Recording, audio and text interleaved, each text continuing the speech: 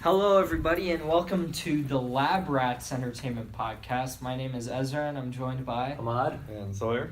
So we've changed things up a little bit. As you can see, we've got a new logo. We've got new stuff on our iTunes.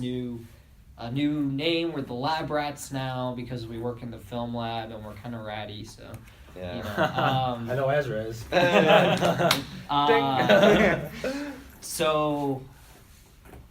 So feeling pretty good about this. This is a new season, All new the old episodes will still be up, so you can still go back. Still named as the Catacast. But yeah, we figured a rebranding was kind of in the works, and we're also going to be changing the format. So instead of this sort of weird thing where each of us brings one topic and then we have a larger discussion, we've decided to sort of pad out the larger discussion and then also bring in some interesting stuff. So each of us have brought an entertainment news story that we thought was interesting from I'm actually gonna limit us to whatever happened in the week since the recording of the podcast from here on in, but because this is our first, we could just do basically over winter break. And then after we do that, each of us is gonna have 10 minutes to just sort of ramble on whatever we want to talk about. We could go from one thing to the next. It just has to be within 10 minutes. And then at the end, we'll have a larger discussion. This time, we're just going to be talking about stuff we watched over break, stuff we did. And yeah, it'll be fun. So with that... The one thing I do want to mention, just to get it out of the way, in case there's like some weird stuff with the transition, iTunes, if you're listening on iTunes, obviously you've noticed it's switched over, and our social media, Twitter and Instagram have switched over. If you're noticing issues with Spotify and Google Play, if that's where you listen, we're trying to get that all worked out. It's not being cooperative with changing the name and the logo, but we're working on it. So it's still the Lab Rats Entertainment Podcast. It just might call it the Catacast. The Catacast. Yeah. So we'll figure that out. If we need to sort of change some stuff with the feed, we'll do that. We'll update you as time goes on. So with that, Ahmad, I'm going to start us off with the big announcement news that made me extremely happy to hear. So I was watching the Super Bowl last night, and I saw there was this like really weird trailer. You saw this trailer. Sorry. It started off really weird, and the people I was watching it with were confused. Who is this man? And I instantly recognized his voice. Jordan Peele is going to host a new series called, I don't know if it's not a new series. It's not a new series, but he's going to host the Twilight Zone, which is, I guess, what would you call it, a reboot? Or it's probably some kind of like recontinuation kind of thing. The fourth time they've done so. Yeah. So Jordan Peele is going to be hosting the Twilight Zone, which I literally jumped out of my seat. I hadn't jumped out of my seat for the entire game, because it was extremely boring. But most boring SpongeBob, man. And I don't even mention that. That's a whole topic on its own. The lowest scoring game in the history. Really, that was stupid. But I jumped out of my seat for this in excitement because I love the original series. I mean, I'm talking about the 1960s one. Some of the other ones that came out after don't really hold up as well, but surprisingly, we were talking about this on our way here. It's funny that the oldest Twilight Zone TV show is the one that holds up the best. A lot of those themes and the stories from back. Have you seen any of the Twilight? But the one that I know the best is the one that Shatner was in, the Nightmare at 30,000 Feet. That's a great episode. Yeah, that's a really good episode. But a lot of the themes and sort of, I guess, meaning and I don't know, whatever you're supposed to take out of it still holds up today. Yeah. As it did back then, which is interesting. I'm gonna go back and rewatch it. The only, I guess, TV series that was a good, I guess, replacement for the Twilight Zone was Black Mirror, as we talked about, except it's a little bit more contemporary, obviously with a little bit more technology focused themes and stuff.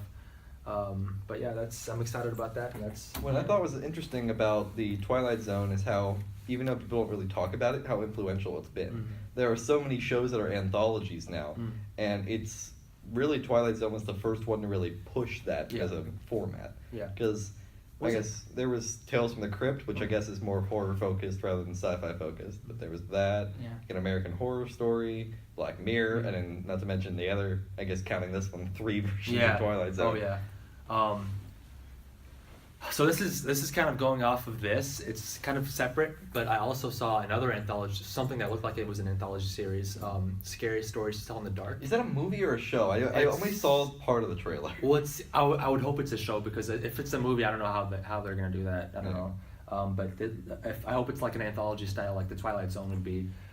So I saw that, which I'm extremely excited for, because I read those as a kid and they creeped me out. There were some of the images in there were drawn by kids, which blew my mind, because I was like, those kids are demented. There's something wrong with that. Yeah, some of the illustrations in the book were horrifying, but I'm excited for that as well. So I was not expecting the Twilight Zone to be rebooted by Jordan Peele of all people. Now, by Jordan Peele is kind of the big one for me. Yeah, he's coming out with. Do you see the trailer for Us? I haven't watched a lot of the Super Bowl. Stuff. Oh, the trailer came out before. Yeah. But he's also coming. He has a lot of stuff going on for him now. He's coming out with the movie Us, which looks nice. But he's actually growing on my list of the best modern directors. Yeah. Like I was skeptical when Get Out was coming out, but he's actually really good. He is really good. Like his like you wouldn't have expected the guy from Key and Peele to be this like okay. big You see, I'm not. No offense against you, Ezra, but when people say that, it kind of makes me upset, because they're like, I can't take him seriously because all I could think of is him doing a skit, and I'm like. He did this movie. Have you seen Get Out? Well, that's not what I mean. Though. Yeah, I know what I mean is like he came from this like comedy background, and so like for him to transition so well into doing horror is very jarring for people. You're right. And I would say almost more known for it now than he is for comedy. I think that's true. I think now that Get Out has been such a smash hit, and now that people are like anticipating his next thing, I think he has gone beyond his comedy background and into this sort of like you look forward to the next Nolan movie, you look forward to the next Spielberg. James Cameron movie, maybe you look forward to the next James I still Cameron do now. Exactly. He is the next Spielberg. Like, and now you're looking forward to the next Jordan Peele movie. So is Jordan Peele going to make 5 Avatar movies? It'd probably be better than James Cameron making 5 Avatar movies. Oh man, but I'm excited for him because I know he's very passionate. I mean, he's obviously a really good comedian. But he's very passionate about horror films and sort of mystery thriller films. And he's always talking. Whenever I hear him in an interview, he's always rattling on about The Shining and sort of.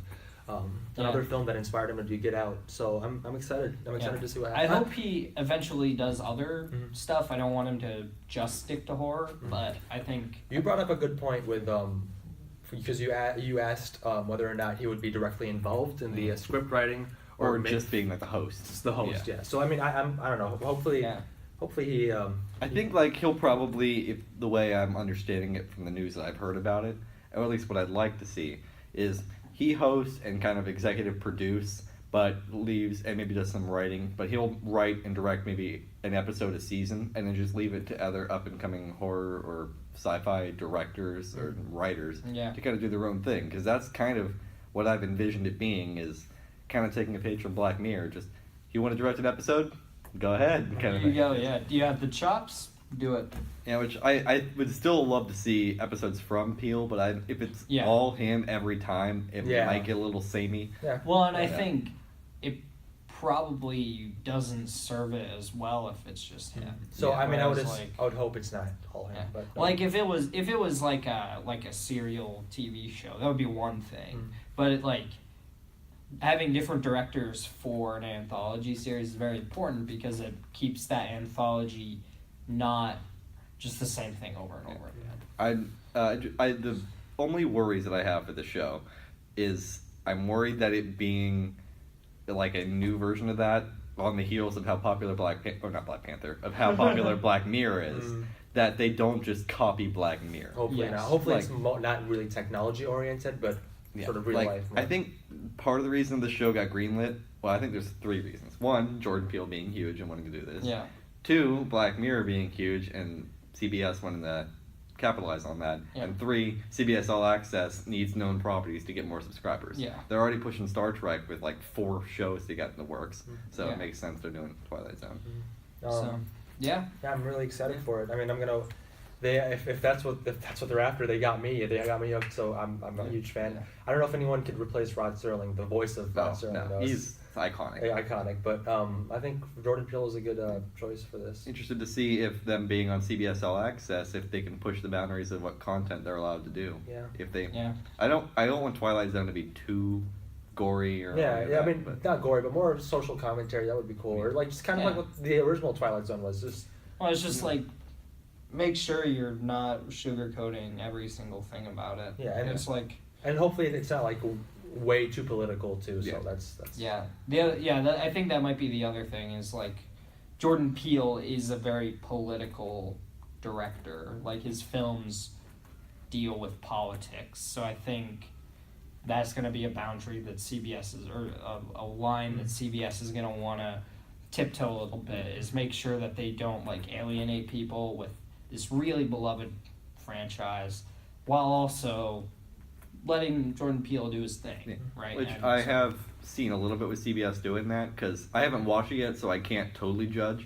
But from what I've heard, Star Trek Discovery kind of toes the line of being a lot of social issues Yeah. in the forefront, but at the same time respecting Star Trek and what came before. That's Star Trek though. Star Like, Trek's always been about Yeah, that. Star Trek has always been about like, oh, what's the most progressive thing we can talk about today? Like that's very much Star But Trek. they still find a way, and at least what I love about Star Trek is they address these issues, but they don't cheapen viewpoints. Like, obviously they don't tolerate, like, the obvious bad ones like racism, sexism, things like that. Yeah. But they don't just say, like, oh, you believe this opinion, you're wrong. They Yeah. always have characters that take both sides. Well, and it's more about how does it serve the story, whereas like how does in a lot of things today it's more about like how does the story serve this, and that's what I have an issue with. So as long as Star Trek continues to do what it does best, I don't really have an issue with that. And Star Trek's always been a trailblazing show. I mean, people always say, oh, we need more women in science fiction. I'm like, Voyager did 7 seasons worth of that. I was like, Yeah. True.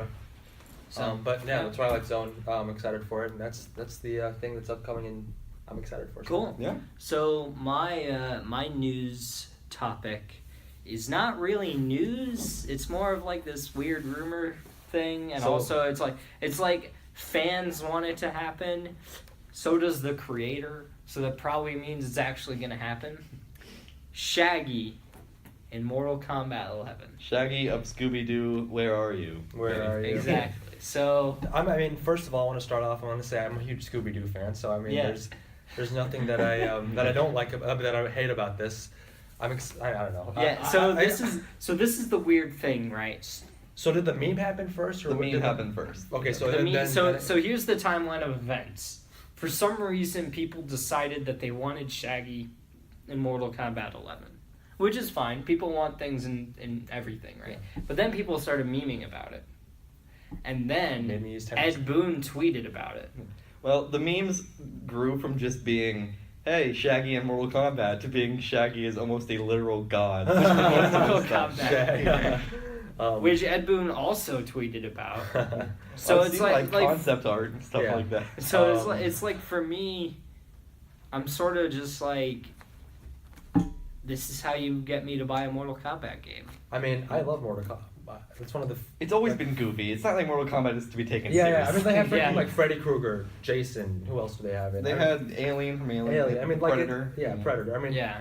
What I saw was realistically maybe putting Shaggy in Injustice because they have the more. sort Yeah, I of think that's Warner probably like if I were to like take a step back Yeah. and be like, here's what WB would want. It would probably be Shaggy and Injustice 'Cause, because that's a little tamer. Yeah, it's not- characters yeah. that people are more familiar with. It's Yeah. kind of like the Ninja Turtles. It's that The sort of thing is the meme. By the time Injustice 3 would roll out, the meme will probably be a dead meme by Yeah, that you're point. right. Yeah. Now. What would be his fatality? Really? So Scooby I, Snacks. I It's so like the I know Mr. exactly. Machine. So I already know what his Scooby Snacks is. People, shoo the kids away if you don't want them to hear this. I think it's that like Shaggy legitimately just kills the opponent, Yeah. and then Scooby eats the opponent. Yeah, I would be surprised. I think that's I think that's like That would be what so. it That would be is. kind of horrifying. Like, wow. It just But depends that's on, Mortal Kombat. It also depends Like, on what that's- Mortal, what WB will allow. Yeah. Like, they typically are pretty lenient with their characters in terms of what they'll do. It's not like Disney where it's like, you cannot use our characters for Yeah, anything. Like Mickey Mouse is never gonna die No. in anything. No. Yeah. Well, I wouldn't be too sure about that, though, because allegedly, unless they're going to lobby Congress, it always happens, but it's supposed to go public domain in a few years. Oh, Yeah, and then but Disney has repeatedly lobbied Congress for an extension, Uh. and they always give in because it's Disney, and Congress is going to give in to that Mickey Mouse money. Yeah. But Yeah. So you know, it's like I don't know. Like Mickey Mouse, like an official release Disney stuff is never gonna die. no. And it's like I want to see a Disney character in Mortal Kombat. Yeah, Donald, not gonna happen. Yeah. Donald Duck in Goofy. Mortal Kombat, and Um, he's like swearing like a sailor. You're Oh, more no. likely to It's see him in like- Smash than you are in Mortal Kombat. Yeah. Yeah, That's true. That's true. That's But very no, true. I don't know. Maybe I don't know if that'll still happen. I don't know. Maybe if there's So this is the thing, right? I'm probably not gonna buy a Mortal Kombat game because the gore is just too much. it's fun. It is fun. Yeah. I can understand why people think it's fun. It's just like for me, I'm too squeamish. If you're Like, squeamish, I yeah, can't, it's I can't not a- deal with it. I think I enjoy Mortal Kombat a little bit more than it's hard to say. Injustice is like I don't know, Yeah. a little bit more than Injustice maybe, but Like I it's think like- Injustice has a really good storyline. yeah. Which is why I picked it up in the first place. Because Yeah. typically for me with video games, I go in for a story, and the Injustice games, I've always loved superheroes. So I'm like, I'll give it a shot, and I enjoyed the story. No. Mortal Kombat apparently has a wacky story, so maybe I'll check Yeah. them out and play some of them. Yeah, Injustice 2 had a decent story, but I thought that some of the charm was lost with the lack of like a multiverse aspect of it. It was, I believe, only on the evil Superman Earth, right? Yeah, it's just in the Injustice Earth. It's Right. not the because in the first game you have the Injustice universe and then the characters crossing over from the other Like universe. the Prime. Or Yeah, whatever. or whatever it is. Whereas in the second game, it's just the Injustice universe and like the fallout of that, and it's good. And I thought it was a bunch of interesting things that happened, and I like the characters that they introduced, especially Supergirl. I thought the stuff they did with Supergirl was cool. But Better than the TV show. What? Better than the TV show. Oh man, I haven't seen much of the TV shows, I can say. But yeah, I'm looking forward to Injustice 3. I like that NetherRealm has gotten this opportunity to just sort of go back and forth so they don't get bored on doing one thing. No, they're not just the Mortal Kombat dev. They're- No. yeah. Man, some of the art that's been drawn looks like it could be an actual thing. I don't know. He looks pretty menacing. Yeah, I Looks like think Ultra Instinct Shaggy could actually happen. Yeah. Well, people forget that, speaking of to tie it in with the Injustice stuff, before Injustice happened, Mortal Kombat versus DC Universe was a game. That was a It game, was- yeah. You know what should be Which I wish I had played. what should be its own topic are the live action Scooby Doo movies from the early Hey, 2000s. I loved those as a kid. Those were actually Well, pretty I haven't, great. The only reason why I haven't say seen this- those, so I can't The only reason why I but- say this because the actor who played Shaggy in those movies was tweeted he was like, "Let this never die" or something Yeah. like the Shaggy movie. Like This he- isn't like Zoink on Twitter. Yeah. So Yeah, yeah, I think Those movies- Shaggy in Mortal Kombat would be hilarious. Yeah. And I think that that's how you push Yeah. sales. I mean, But the game is coming out pretty soon, Yeah. so who knows? yeah. Yeah, it is. I forgot what's the release date. April 23rd. Oh, so it's not far enough. Yeah, no, it's not. I mean, that makes sense. I feel like NetherRealm does a good job of not announcing games too far in advance. They did Metroid Prime for it. Yeah. Yeah, that's something. That's kind of crazy. Would Yeah. they be able to do a Shaggy within that time from so? Well, I think conceivably, with Ed Boon talking about it, he's either already decided for DLC, or he's in the game. It's like one of those two. Yeah, I wouldn't be surprised. I mean, they could take a character model that they already had and just kind of reskin it. Like guess. just Yeah. touch it up. Yeah, just here's this old shaggy PS1 model. Oh god. I Make meant it like next gen. They just took a Mortal Kombat 11 model and just reskinned that. Like they took, I don't know, I don't really know the characters' names that much, but like Scorpio. I don't know. they take Scorpion or whatever and just like reskin him, Yeah. and that's it can work Yeah. that way. I don't want that. I Except they want, wouldn't do that with Shaggy Scorpion. as an actual character. I mean, he could have his own moveset and everything. I'm just talking about like in order to make a character. Oh, like the Yeah. actual model. Yeah. Yeah. I think 3D modeling is like one of the simplest parts of video games, actually. Yeah. So Compared yeah, to- with that, Sire, what's Okay. your news story? So I was going to talk about the whole Metroid Prime 4 delay, but I haven't played the first 3 games yet, and I'm waiting for the summer. I mean, I think So- it says something about video games, but anyways. Yeah. Well, Yeah.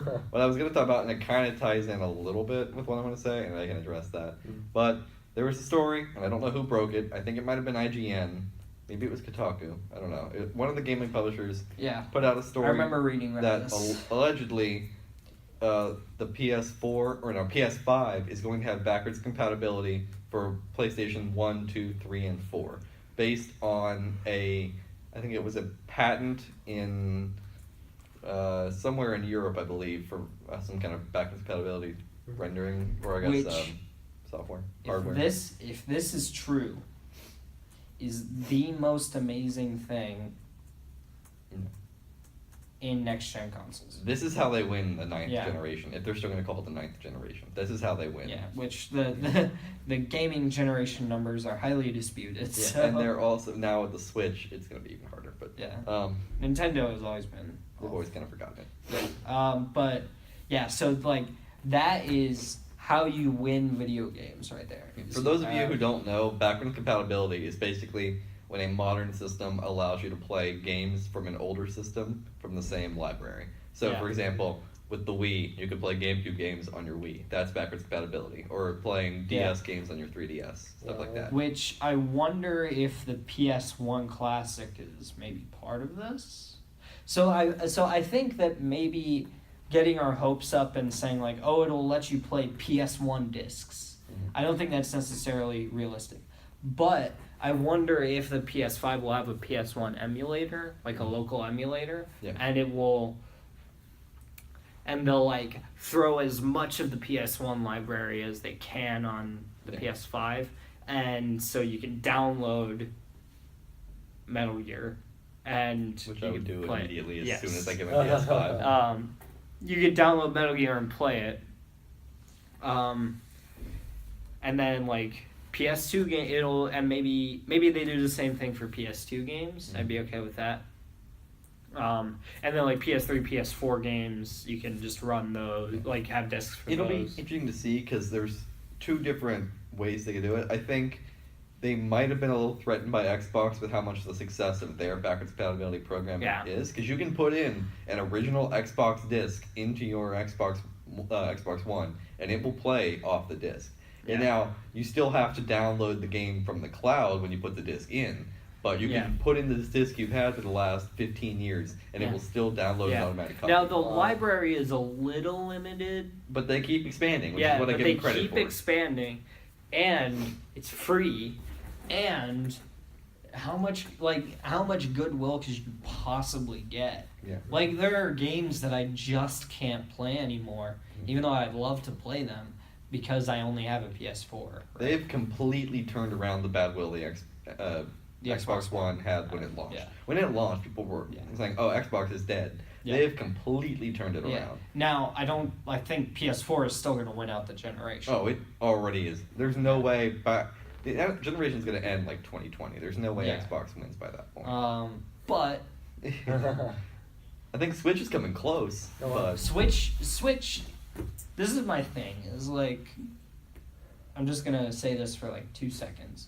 Nintendo needs to get out of the hardware game, yeah, and I think evidenced by that is the Switch's success, and the fact that it will still not be able to compete with PS4. I don't think they're trying to. Yeah. Is the thing. Like, I think the whole goal with Nintendo has been they do something different from the mainstream. You look at the Wii and compare it to the 360 and the PS3, it's completely different. They just said, okay, Sony and Microsoft, you two can go head to head, we'll do our own thing. Yeah. Which I guess the only time Nintendo's ever directly competed with one of them was when the PSP and the DS went head to head.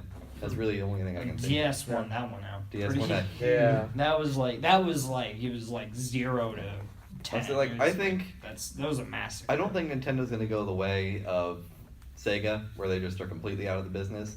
I think they could still pull it off. That being said, they need to keep doing things different, which Nintendo has always done well. Because the Wii U says the Wii U otherwise. didn't do it as much, but if you look historically at their track record, Yeah. the Wii U is really one of their only missteps. That and, like, the Virtual Boy. Well, Really but their the only- GameCube didn't do very well for them. That's true, but at And the least, N64 was down from the SNES. but at least they tried something. Yes. So my thing with Nintendo is that I think the Switch is lightning in a bottle, Mhm. and I think once that dies out, they're not going to be able to recreate that unless they go like full like VR. Which is the they're not next gonna do. thing, which they're not going to do because it's just a bunch of old dudes I think at Nintendo. I think they'll focus primarily on handhelds now. Like, there's even from what I've heard, a version of the Switch in Japan that comes without the dock. You can just buy the Switch. Oh, wow. I think what they need to do to keep selling Switches is kill off the 3DS. Kill off the 3DS and extend the battery life. Extend the battery life. The 3DS has already run its span. It's been out since like 2011. I think. What a it'll- great console. Like, if you Yeah. want to just, like, be able to buy a system and buy a game once a month for the rest of your life, buy a 3DS. It's like that's perfect. Yeah, and what I think, another thing, speaking of like the whole backwards compatibility thing, the Switch needs to do a few things. First thing it needs to do is install a virtual console on it. They need to have like the Wii U. The Wii U pretty much had, well, for all of its shortcomings, you can play pretty much all of the major parts of Nintendo's history on Yeah. the Wii U. Mhm. Because they already have with the Nintendo Switch Online thing through Yeah. that you can play They already NES have the games. NES stuff. Somebody data mined SNES stuff. Like, I think now that's the opposite. With the Switch, obviously, you can't pop in an old NES cartridge and play that Yeah. back compatible. So if they just say, hey, you can emulate, like you do a subscription service, like a Netflix type thing. Yeah. Or I guess a better example would be Xbox Game Pass.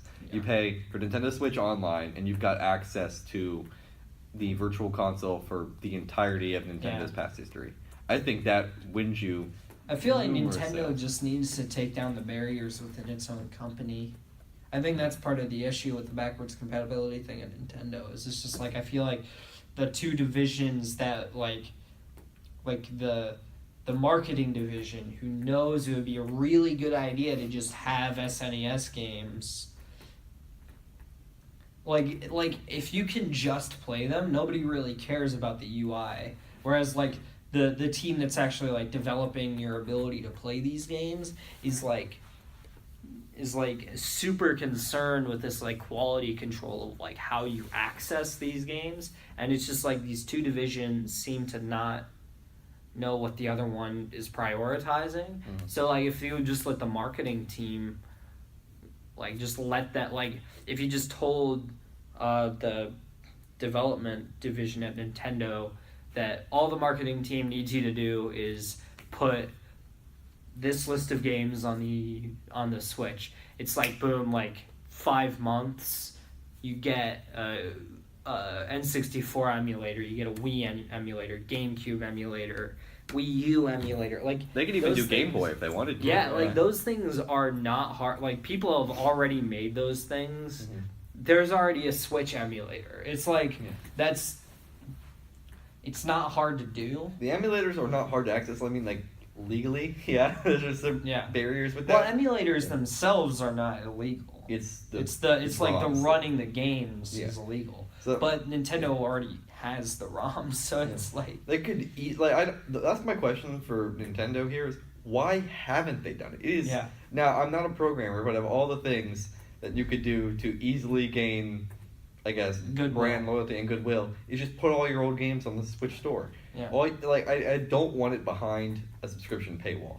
That's Yeah. what frustrates me about the NES games is I would go ahead and drop the money now to get the first 2 Zelda games and the first Metroid game on my Switch. But I'm not going to pay the Nintendo Switch, even though it's not that expensive. I don't want to pay the Nintendo Switch online service just so I can play a game from 30 years ago. Yeah. I don't think that's worth What's it. Well, Nintendo- I think the online service is like It's just them sort of getting in on the PS Plus, Xbox Live thing. Like, going back to the original thing with the PlayStation stuff, that's how I want it to be, is how Xbox is doing. You can buy the game on the store if you want for a set price, Yeah. but if you have the original disc, you can put it in your system and download it at any time. That's how I want PlayStations to be. If you have the original discs, you can put them in and play them whenever, wherever, but you could also buy them off the store. Because as of right now on the PS4, the only way to play PS3 games is to subscribe to PlayStation Now and stream them through the cloud to your console. Which is not the best implementation of No, anything. and the PS2 games that they ported to the PS4, the emulation was not great for a lot of One, those. what PS2 games? It was like the PS2 game. Like, I think it had the God of War games, maybe. Grand Theft Auto 3, Vice City, and Yeah, San it's just Andreas. like a few GTA games, maybe God of War, and then 2 Dark Cloud games. And then maybe if they can get the rights from Konami, Metal Gear Solid 3 or something like that. Which is not yet, and probably Yeah. never will be. And with the So- PS4 already being towards the end of its lifespan. So with that, I'm Please, gonna Sony, please give us. please Sony, please, dear Lord Sony, Sony's I will just absolutely- dominating everything now. Yeah. I will if you do this, Sony, I will buy a PS5. It's like that's how you. I'm do already it. gonna buy a PS because Yeah. I was gonna buy a PS4 Yeah. for cheap, because they're pretty cheap right now. But my wife just wait until the PS5 and then. Well, Yeah. and it'll also help your, I guess your market share. People are going to want to buy it because when you really think about it, yeah, at launch the PS5 will probably have a few games, like probably at most 10 launch titles. You add back compatibility, that gives you thousands of games at launch you can play at any time on your system. Yeah. It's like. Yeah, it like becomes that upgrade that people have been talking about, rather Yeah. than just like a new console. You have more than 20 years worth of games, almost 30 years worth of games Yeah, at your disposal. especially by the time this comes out. Yeah. So with that, I'm gonna lead us off with my 10 minutes of random, is what we're gonna call this segment. So my 10 minutes of random is probably gonna be mostly devoted to Kingdom Hearts 3. So that came out in 3 hours. 4 hours, 5 hours. About 5 hours from when I'm recording this, it will have come out for a week. And so I'm gonna try to stay away from spoilers a little bit. You can go 10 minutes ahead to get away from my spoilerific talk about this. But my base impression is that I think the IGN review score of 8.7 is actually perfect. Is actually a perfect score for this game. So I think it's really pretty. Like, it's one of the prettiest PS4 games ever. Like, it's like the like mesh of like Kingdom Hearts style with new gen graphics is really well done. And it feels like this is and it definitely feels sort of like this is the game that Nomura has wanted to make since the first one, but just with the tech he just wasn't able to. Like the Toy Story world looks better than the first movie, which is like you don't do that in a video game. And there's the Frozen world. They recreate some stuff from the Let It Go sequence, and it's basically a perfect recreation. The only difference is that it's clearly a video game model, so it's like there's some stuff, there's like some film grain and like motion blur stuff that's lost in the Let It Go sequence, but otherwise like if you watch the comparison, which I recommend everybody should just to see how far video games have come, if you watch the side by side of Let It Go from Frozen and Let It Go from Kingdom Hearts 3, it's basically perfect. Like, you have to like really look for the changes. What was your favorite world? My favorite world, so not Big Hero 6, surprisingly, although I really liked Big Hero 6. I think it was Monsters Inc.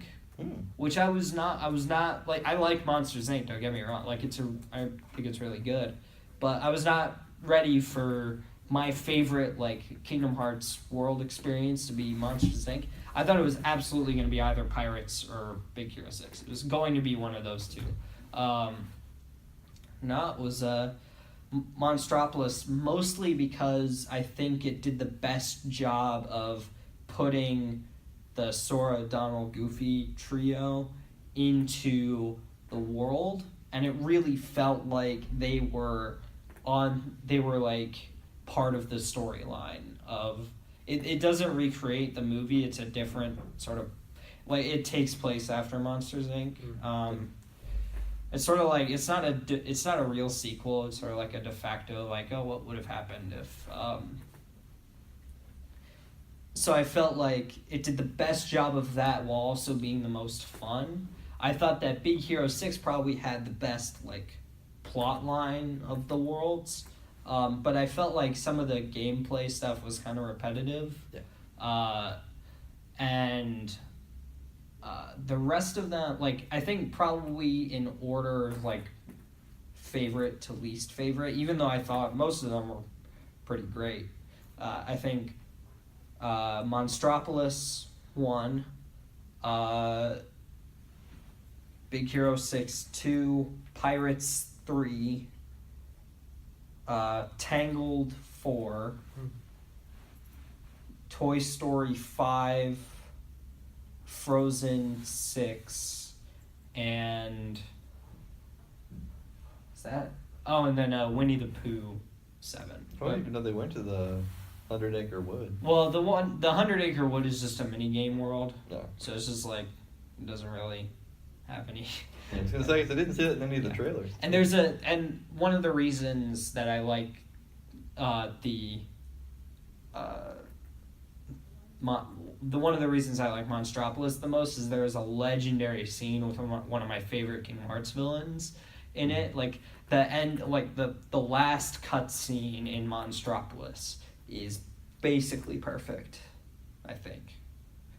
So yeah, the story is a pretty satisfying conclusion to the story arc that we've been on. And I think, like, there was one scene in particular that actually made me cry. I was like, this is, like, it was sort of, like, perfectly constructed in a way to make me cry. It was, like, just the appearance of the character, the swell of the music, and, like, he removes his hood and it's exactly who you thought it was, and then like at the end this one character starts crying and it's like, oh, me too. So we've been talking about this, the whole like Kingdom Hearts. Yeah, we've been like most of our previous Most season of our as a lead up. season Has was it just Kingdom Hearts. Has it lived up to what you were hoped or what you were led to believe? So I think it's still a Kingdom Hearts game. And I think that's the most important thing to understand. Is it's like, as much as I'm excited for it, it's like I can't be like, oh, this is going to be my game of the year. Which it might be. I might not like any other game that came out this year. But it's like, it's still a Kingdom Hearts game. It still has some issues. Like, it's like way too easy. It's like when you think about Kingdom Hearts, you think about like really hard super bosses, and that's just not present in this game. Like the hardest boss, people have already done like no damage runs on it. So it's That might just be them trying to make more accessible to. Yeah, and I think there's probably some DLC stuff that they'll do down the line. Like, I suspect that's probably what they've got planned. The thing about Kingdom Hearts 3 is that it suffers from all of the same issues that Kingdom Hearts 2 has, except its combat is not as good. So it's like Kingdom Hearts 2 is basically perfect combat. Kingdom Hearts 3 is like a step below that. I never expected it to be the combat to be as fast as it was. Like, I don't have a whole lot of experience with it, but I've seen some gameplay of the new one, and the combat seems to be a lot faster than it. Yeah, it's and it's definitely faster than the initial reveal of the game, and I think Kingdom Hearts 3 has a lot of like really flashy stuff. Like, I like the stuff that they do with incorporating Disney World rides as. Which ones moves. do they do? I don't They did. Thunder They did the carousel. They did the teacups. They did Splash Mountain, and they did Big Thunder I Mountain. love that ride. Yeah. And those were all really cool. And I think, so that was cool. The magic system is really cool. The story wraps up really well, and there were some scenes that made me actually cry a little bit. And then I think the teases for what's coming next. Oh, well, one thing, the ending is super divisive, and I think that might be sort of by design, and it also makes me cry every time I think about it. Like in a good way or bad way? In a bad way. Oh no. It's like it makes me emotional. Like I think it's a decent ending, but it makes me like sorrowful. Oh, so like you're not crying at how bad the ending is? No. Oh, I've been there Like, before. like Yeah. it makes me like have sorrow in Okay. my soul Mhm. for how emotional it is. Especially the way that it like is presented to you at the end. If you've played all of the Kingdom Hearts games, you're just like, why this? Oh no. Metal Gear Solid 4. Oh, I sorry, just had to do it. I just had to go. He just had to bring up Metal Gear. I can't help it. Man. And I think it has some of the best voice acting and some of the best dialogue in a Kingdom Hearts game. Mhm. And also the music is top notch as always. Man, I need to get on this series. There were so many games that I need to play. Yeah, Sorry, you played everything. I have not played He has everything. not I am played so anything. behind. I haven't played yeah. anything from 2018 except for Spider-Man. Like, I am behind. Yeah. I think I will always and forever say this. People owe it to themselves to play 2. It's like you don't need to play 1. Yeah. You get enough of a backstory on 1 and 2. Like, just play 2. If you like it, you can experience the rest of the series. I love the rest of the series. But 2 is one of the greatest games of all time. And 3 is a step below that. I play it simply just because there's Tron. Like, anything, give me more Tron, I'll play anything. Dude, I'm tempted just to, I played some of the Tron sequences Sure. in that one, but Yeah? Hey, anything to get you playing Kingdom Hearts. Mhm. Yeah, so I think if you're a Kingdom Hearts fan, play Kingdom Hearts 3. Don't be too disappointed about the lack of Final Fantasy stuff. Because the lack of Final Fantasy stuff is disappointing, but at the same time, I think the series has sort of evolved beyond Final Fantasy. So, yeah. With that, Ahmad. I'm going to talk about Bumblebee. Bumblebee, the movie that I... Well, okay, all right. But Bumblebee is a film that I wasn't expecting anything out of. Kind of like Spider-Verse. Kind of like Spider-Verse. Nobody was expecting Yeah. anything out of this movie. I didn't hear anybody talking about it. Like when it came Yeah, out. I feel like I it heard came out. literally nobody. Well, it's talking interesting about because so what I did was, Caleb, shout out to you, because I went to go see Aquaman. We had a double feature, Aquaman and Bumblebee. And Bumblebee Okay. definitely stronger of the two. We'll get Really? to that, don't worry. Bumblebee better than Yes, Aquaman? yes, by Wow. far. By far. Although Aquaman was kind of surprisingly a little better. We'll than get there expected. later. So in the show. Bumblebee, where do I start with Bumblebee? Well, first of all, it shocked me because of how good the script writing was. The script is... So what I did was the opening. You guys have to see the film probably purely based on the opening, because the opening sequence. I'm not gonna even spoil it for you guys. I think I might know what it is. I think I The might have Optimus heard about Prime It. Is it thing? on Cybertron? Yeah. Yeah. Okay, I know well, it's on Cybertron. So it's Oh, so spoilers. okay. Well, Okay. I'm sorry, but No, no. no. So it starts off with this, and people in the crowd are like amazed because we didn't think we would even get to see any of this stuff. Yeah. They start off on Cybertron, and some of the sequences from the opening, like 20 minutes, are Yeah. amazing on Cybertron. They do some surprise. They literally split apart one of the I think Decepticons, was it? No. They split. They do something pretty gruesome to one of the Transformers up there, but. The script writing was really good. It brought the heart back to the franchise. It's like the Transformers franchise. I think that might have been one of the quotes I saw about it. Was Like that it heartfelt? Sort Like, of, yeah. I'll be honest, I like the first Transformers movie. Are you well, the first one, okay, but I like the first one. some of the other ones, it's kind of crazy what Michael Bay got away with. As a kid, I enjoyed the second one, but I acknowledge that it's not a good movie.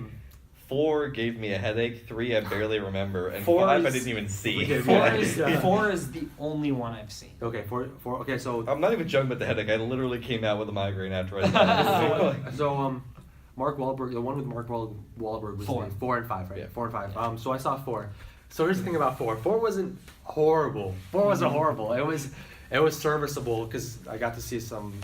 The random trip to China for no reason other than we have a Chinese audience, so we need to go to China. Okay, yeah, okay. I thought Alright. I thought 4 was just so like The biggest like problem the- these movies the- has is they're too long. well and Yeah. yeah, They're- those movies do not need They're to way be too 2.5 long. They're hours. so Michael Bay, just like Yeah. so saturated explosions, and like I feel like he forgot at some point that Transformers was tailored for kids back in the 80s. And Yeah, like, it's supposed to be fun. fun. It's not Yeah. supposed to be. So that's what I loved about Bumblebee because it sort of brought that back to the Yeah. to the Transformers franchise. Yeah. So I do have a couple questions about Bumblebee. Yeah. My first question is, does it tie in with the other movies, or is it kind of a soft reboot? I had actually had a discussion with Caleb about this. I think because based on the opening and based on the ending, that it might tie in with the other films. Okay. Because I But noticed in also- the trailer they used the Bernie Mac thing from the first movie Yeah, in the they trailer. did. Yeah. But I would like to think that it's a standalone film. So I don't think they're going to do anything. They did a really good job with the sort of background or like the sort of origin story for Bumblebee. I don't know if you guys knew it before or like Vaguely. just like vaguely Yeah. knew it, but they did a really good job. They sort of went into how he lost his voice and how he sort of started to talk using the radio and stuff. There's a really cool scene. I love they use the Breakfast Club. And so I was really skeptical about John Cena in the film, but he wasn't bad. He's actually like, I don't know, I haven't seen the movie, but I think he's a pretty funny dude. Yeah. Actually, like Yeah. Yeah, the John things I've seen Cena. him- John Cena is really funny. He's a really funny He's guy. one of the only athletes turned actors that I actually respect as an Which actor. is WWE is like that That's might pretty as much well acting. be acting. Yeah. So it's So I couldn't help but compare this film because Spielberg was the executive producer on the film. Well, I mean, his name is tied to executive producing pretty much everything. Everything, now. yeah. Yeah. But I it's couldn't like, help- hey, I have a question for you about this special effect we're gonna do in Star Wars. Slap his name on it. Well, Yeah. Yeah. I couldn't help compare the film to E.T. because it has a lot of the same sort of this alien lands on Earth.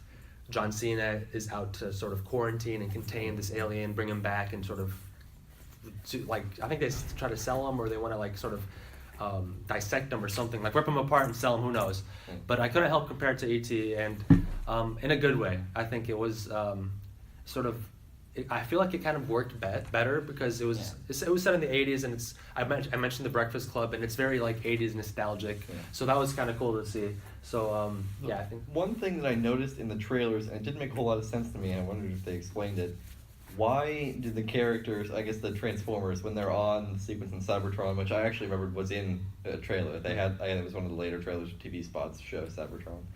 They're already in like the colors of what they are when they're on Earth, but they set up that when they're on Cybertron, they just look like robots. They didn't look like you see trucks or that's cars. what I was. It was like, and then- why is Optimus blue and red if he doesn't get that way until he arrives on Earth? I think what I don't know. I actually have no. I think he might be. So he wasn't blue and red, but like when They were make on it. Cybertron? There's a whole sequence in the first movie when they arrive on Earth, and it's all of them. They like scan cars and it Interesting. transforms. So then I don't know. I guess it might be a standalone film. Who knows? I mean, I would hope so because then I don't really have to. Then again, they haven't really exactly paid a lot of attention to canon in Yeah. this series. Yeah. Yeah. So, but especially when you have King Arthur from And Once robot Upon a Time. dinosaurs. Yeah.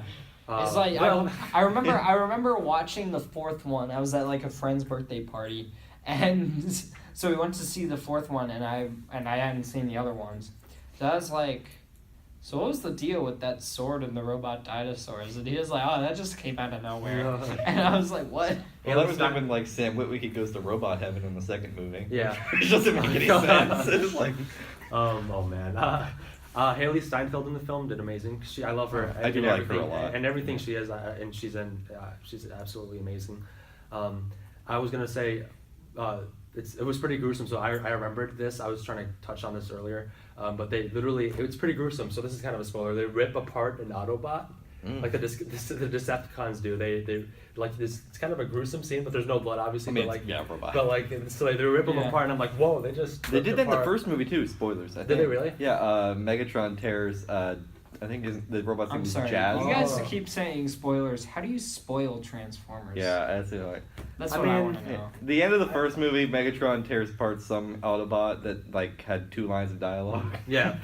So I guess, I mean, I would be a lot more excited if had I not known that they opened the film with Cybertron. So that's why. Sure, yeah. My biggest problem with Transformers, and I guess they kind of changed this with this one, I don't know, is they focus so much on the human characters.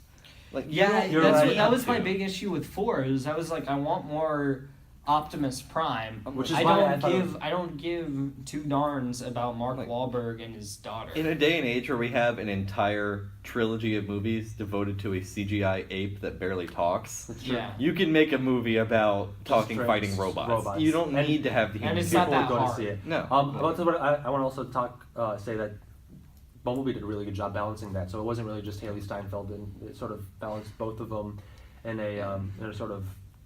I'm okay with them Oh, doing no. like the robot human stuff. Like that's fine. I just felt like, especially in 4, I was Like, like, there's follow- like this so much of this drama where like his daughter's having sex, and it's a really They spend big like deal. a 5-minute sequence on explaining how her being a minor and being with a person who's not a minor is actually legal in Texas. Oh my god. They spend like a And 10-minute it's sequence See, explaining. I forgot that. about all that stuff. I There's- literally don't care. Also, it's kind of objectifying. Oh, the Transformers, the entire series. Oh, it's very There, objective. and there's Yeah. also a lot of racial stuff that I don't like in the Transformers Yeah. movies. Yeah. Like granted, the prequels did a lot of that too, but Yeah. the Transformers movies, I get they want to do humor, but it's so cringy and awkward Mhm. when you see it. Like the whole sequence in the second movie where they go away from the entire fight with Megatron so they can say that Shia LaBeouf's mom ate pot brownies. And they have this whole sequence of her running around a college that Oh my Sam's God, going yeah. to. And like, not to mention the scene, like, Yeah. all the Autobots who ever humped anything, you know, all the throughout the entire Yeah. like 4 or Well, 5 films. And the one I was like, I get they're just trying to have some sexy moments so they Yeah.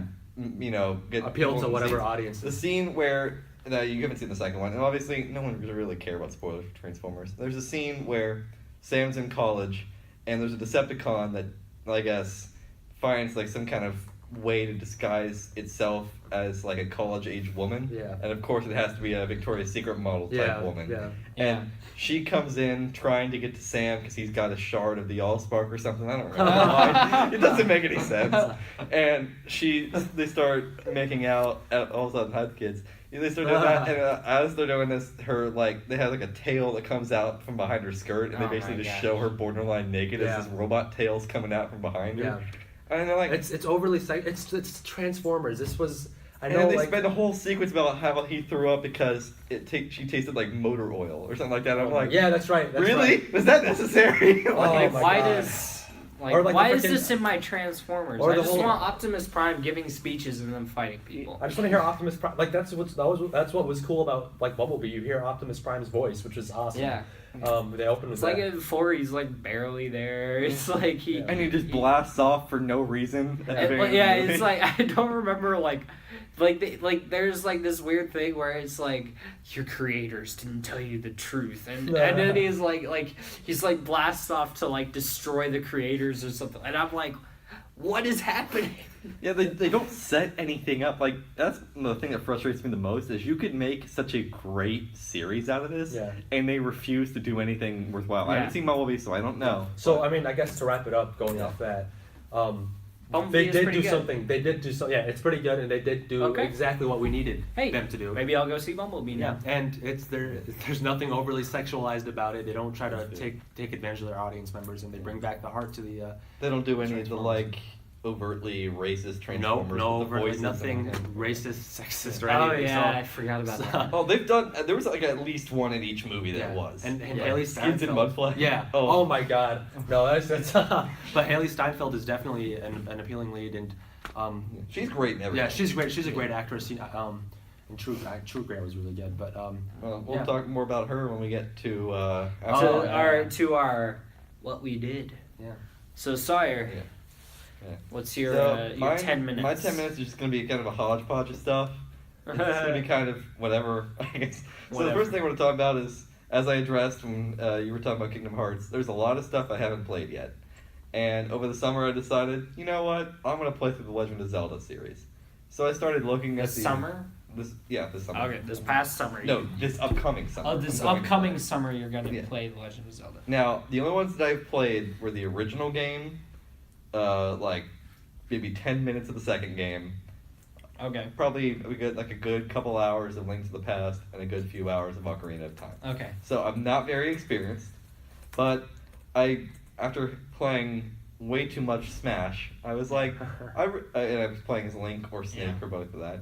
And so I decided I want to play through the series, and I was looking at the Wikipedia page, and I realized how many games there actually are. So are. many Zelda games. And how really, honestly, it's one of the highest rated series I've ever seen before. Yeah. I didn't really realize it how high reviews these are. so well. They're really it's amazing. Like outside of like the unofficial ones for the Philips CDI, which don't count, I don't think there is a poorly rated. yeah, Zelda it's game. like none of them have gone below 7 No, out of it's 10. like the only one that I think had so was like Triforce Heroes. I didn't hear a whole lot about. I think that one was still like, it's still pretty good. Yeah. Was the Wind Waker any good? Or Wind Yeah, Waker's the Wind one- Waker. considered one of the So best. Wind Waker HD is legitimately one of my favorite video games of all time. It's like, that one is really special to me. What else? Twilight Princess HD is really good. People like to hate on Twilight Princess for some reason, but it's still really good.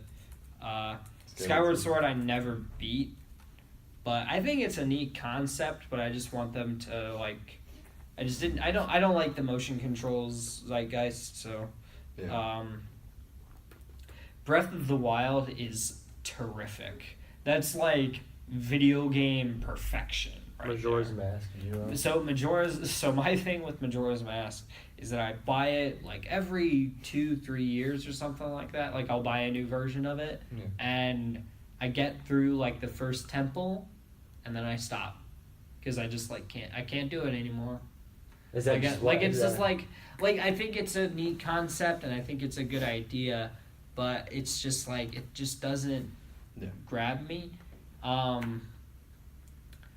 Ocarina of Time, my thing with that was that I played it and I practically played it to completion, but I died on the final boss. And I was like, you know what? I'm done. Not doing it anymore. I know exactly how this ends. I don't care. And I put it away. Never to be seen again. I think those are. Oh, and then Spirit Tracks? I never played Spirit Tracks. There's I believe 20-some games in the series. Yeah. Counting handheld ones. And then Oracle of the Seasons. other one that I've played an extensive amount of. Breath of the Wild. Well, I already talked about that. Oh, yeah. Was A Link Between Worlds, which is really good. It's sort of like if you know Link to the Past, which I never actually beat, but if you know that, then it's obviously just a Link to the Past again. Mm-hmm. But I really liked it. I thought it was a lot of fun. So those are my sort of like. I think I would recommend because the storyline is not actually like it's actually more of like an anthology, except it sort of has more like repeating plot lines. Mm-hmm. I would say if you're looking for like the best Zelda story, I would say start with Twilight Princess. It's got far and away the best Zelda story. That's definitely the one that I've always wanted to play the most. Was Yeah. that and Skyward Sword. The ones that I think the only ones that I've seen that are actually like direct sequels are the two DS games or sequels to Wind Waker. I think. Yeah, so Phantom Hourglass is like a direct sequel. Yeah. Spirit Tracks is like far in the future. Okay. And it's like I don't know how much of that actually No. is like it's an actual sequel and more of like it's like here's some references to Wind Waker, which the same every art Zelda style. game does that all the time. Yeah. Whereas Twilight Princess is more of like a tribute to Ocarina of Time. Yeah, and Twilight Princess is legitimately like it's my favorite Zelda storyline. It's got all of the best characters. Yeah. The only thing it's lacking is it doesn't have the best Zelda design, but that's sort of like. Who What cares? appeals to you about the Zelda? Me or Ezra? I mean, both of you. Oh, you go ahead, Ezra. I don't know the whole thing. I mean, is there like a Zelda is the for- storylines? Well, so the storyline in and of itself is sort of basic. Like it's all sort of hero's journey, Cylon protag, sort of thing. Like the whole story happens around you, and like you're just the hero of it. That said, the reason Twilight Princess has the best story is it actually gives Link a lot of really interesting characterization, and I think it also has the best, like, it has one of my favorite final sequences, like final boss rushes in video games too. Like, I'm most excited to play them simply because I like the sense of adventure it has. I like high fantasy stuff like Middle Earth, Lord of the Rings, which we'll get to later. And I don't, it's just the art style I love. It's always got, like, a soundtrack that's just, I only played maybe about 3 hours worth of Ocarina, and I can still have some of those songs stuck in my head. Like, it's my song is stuck in my head. The one where you're by the Deku tree or whatever. Yeah, I guess it's just like, I mean, they're classic, iconic games. Yeah. Soundtracks are great. Art design is great. The gameplay, I mean, some of them, the gameplay-wise, might not hold up as well today, but we're great. The first one, absolutely. Goodness gracious. Yeah. And I guess sort of the Z targeting on the N64 doesn't hold up as well. Yeah. But, well, the Z targeting is always so, like, finicky. Yeah. I understand why that is, but it's still, like, the N64 stuff doesn't work as well. And because a lot of those, like, especially with Ocarina, these games were very influential for the way games would later become. Yeah. Like, Nintendo's always kind of been that way. Ocarina really is the first open world game. First open world game, and for a way, one of the first good 3D games. Yeah, it's like that, Mario 64, and some other stuff. Because, I mean, like, around that time, yeah, I mean, like, granted, they don't look as good nowadays as, like, some of the old 2D games. Like, the Super Nintendo games, I think, still look good now. Yeah. But some of the... Oh, it's just, like, 2D holds up way better than 3D ever will. Yeah. But I still think some of those games, if it's got a good story and good gameplay, I'm still going to go back and play it. Yeah. Regardless of how dated it may look. Which will help me transition. The other thing I wanted to talk about real quick was Resident Evil 2. Oh, yeah. So The remake, right? So I played the original one last summer, and I loved it. You talked about it. Yeah, I think the game still holds up now. That's just me. I think most of those games, the dialogue in the first one doesn't hold up, but everything else holds up. Nothing dialogue wise in like old PS1 games holds up, except for Metal Gear. Resident Evil, yeah. Well, I mean, Metal don't get me Gear. started. I was gonna say, but really, Resident Evil 2 is one of my favorite games, and so when I heard it was getting a remake, I was nervous because video game remakes can be very hit or miss. Yeah. And from what I've heard, I haven't played it yet. I'm excited to, but it looks to be one of the most faithful remakes I've ever seen. I watched a ton of gameplay, some trailers. Unfortunately, or maybe fortunately, they changed the perspective, so it's not those like camera, rotating fixed camera angles. It's over the shoulder, kind of, or I guess behind you, which I guess makes sense for making a modern version of the game. There is a modder who has put out footage online on YouTube of him modding the game to have fixed camera angles instead of it being... Okay. But it looks great. The gameplay seems to be tight, and they've not just taken the campaign and just kind of just made the same game again. Yeah. They've faithfully recreated almost every single moment and then changed some things for the better. Yeah. It And they looks also amazing. like shifted some stuff around so that you're still surprised. Yeah, like the puzzles are slightly different. Some of the jump scares are different. They even brought back like the secret modes you could get after you beat it, like the fourth survivor mode and stuff like that. Nice. I love the entry, and they used the engine from Resident Evil 7, which is a great engine. So I'm glad. Like if they just took the Resident Evil 7 engine and just remade all the classic games in that engine, I would buy them right now. Like, if we don't get a Code Veronica remake in HD, I'm gonna be so upset because Code Veronica has such a great, like, wacky story. It's when Resident Evil starts to get even weirder. is in Code Veronica. It was already weird. It was already weird, but Code Veronica just makes like Lizard Wesker, and it's just weird. Yeah. I didn't realize Wesker was from Resident Evil until recently. Yeah, it's he's the big bad. It's the surprise of the first game. The first game is super cheesy. It is. It's fun, but if you want a real version of the first game, play the remake. Yeah, but the one on GameCube. Right? It's on everything else now. But yeah, it that's wasn't. true. It was on GameCube originally. Yeah, what I basically wanted to say was, check out if you're a fan of. And even if you don't like horror, I'm not typically a horror guy, but the Resident Evil series is like cheesy enough that it's not gonna freak you out. The 7th one might. Definitely don't play the 7th one in VR if you don't like horror. I didn't play it in VR. But a good cheat is for, I guess, the remake of 2 and in 7. Turn the brightness as high up as possible in the in-game settings, so the shadows are no longer there, which means you can't freak out. So turn the in-game brightness all the way up, and you'll be fine. Okay. Yeah.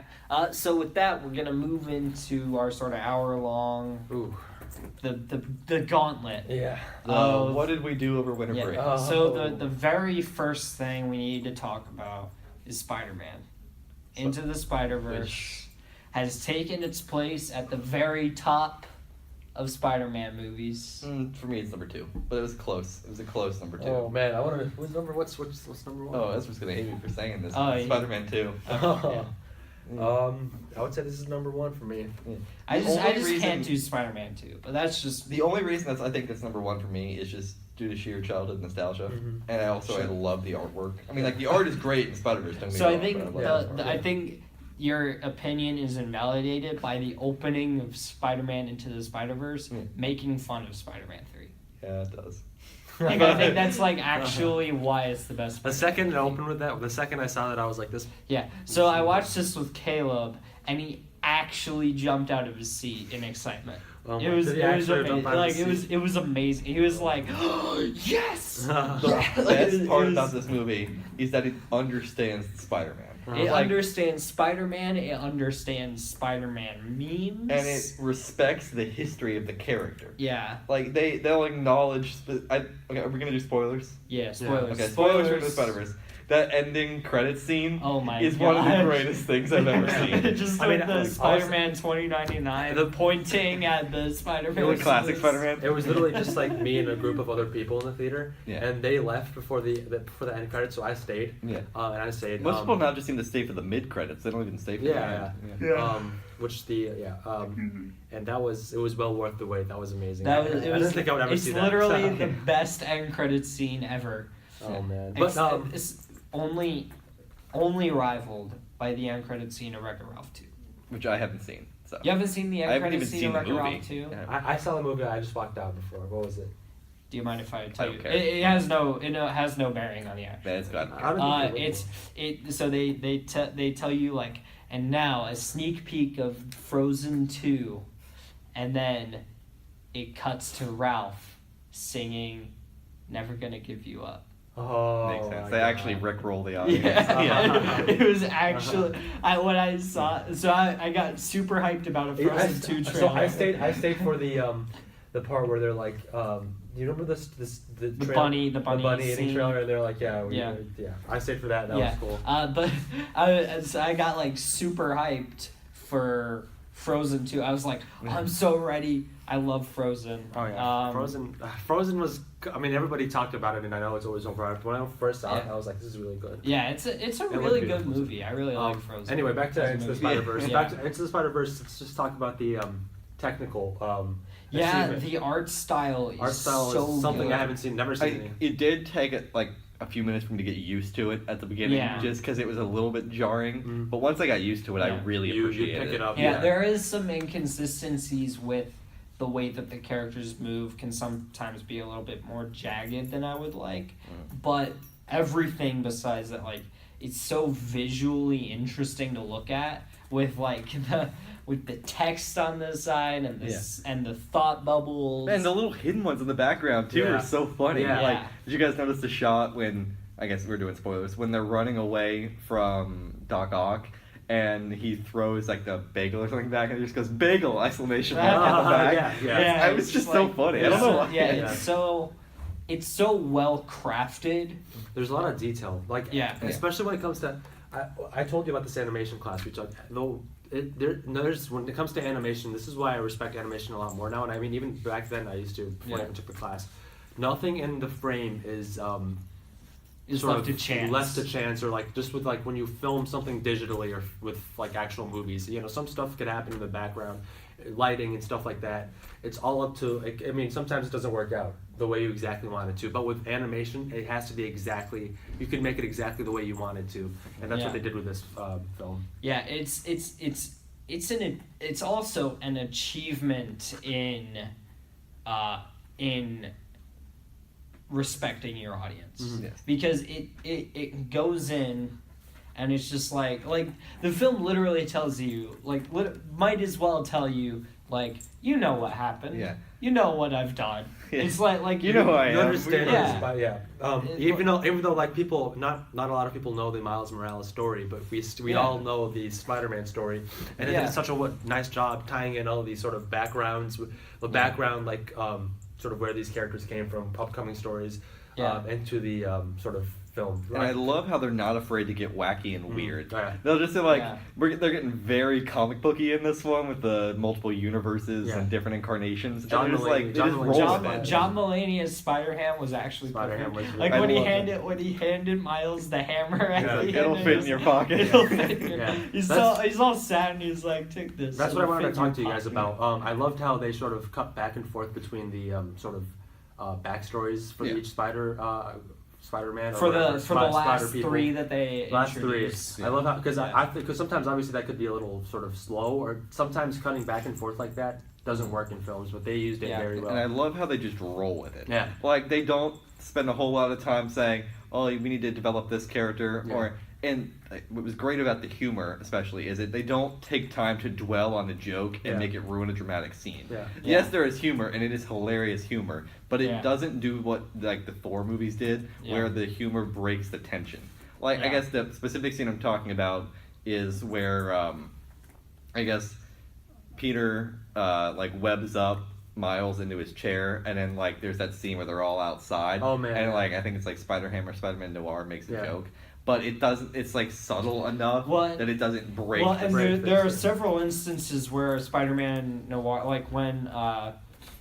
when Miles first tells them about Prowler's identity as Uncle Aaron, Spider-Man Noir goes, "Wow, that's a dark backstory." Which it fits for the scene, but was also funny. Well, it's also funny, but I would also talk about you mentioned it, and you mentioned both two scenes that were very emotional, and I'm not afraid to admit this. I cried during one of them. The scene with where Spider-Man, Miles Morales gets tied up with a web. That was very hard. His dad was hard.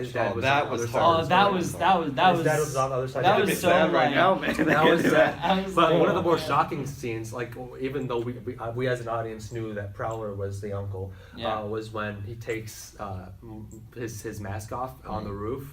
That was a really that was kind of, it was the I shock. thought that whole there's 20 minutes I think between those two moments. Yeah. I think that whole 20 minutes is really good at setting up Miles' story, and I thought the fact that they actually had the guts to have Kingpin shoot Prowler was actually really effective. Oh man, I want to talk about the film opened up with freaking Spider-Man dying. How that was I was knew so that good. happened in the comics, but I didn't think they were gonna do it. I didn't. Well, so I didn't know. So I figured there was some hints in the trailers about a Parker dying, and I was like, oh, I don't know who they're gonna have die.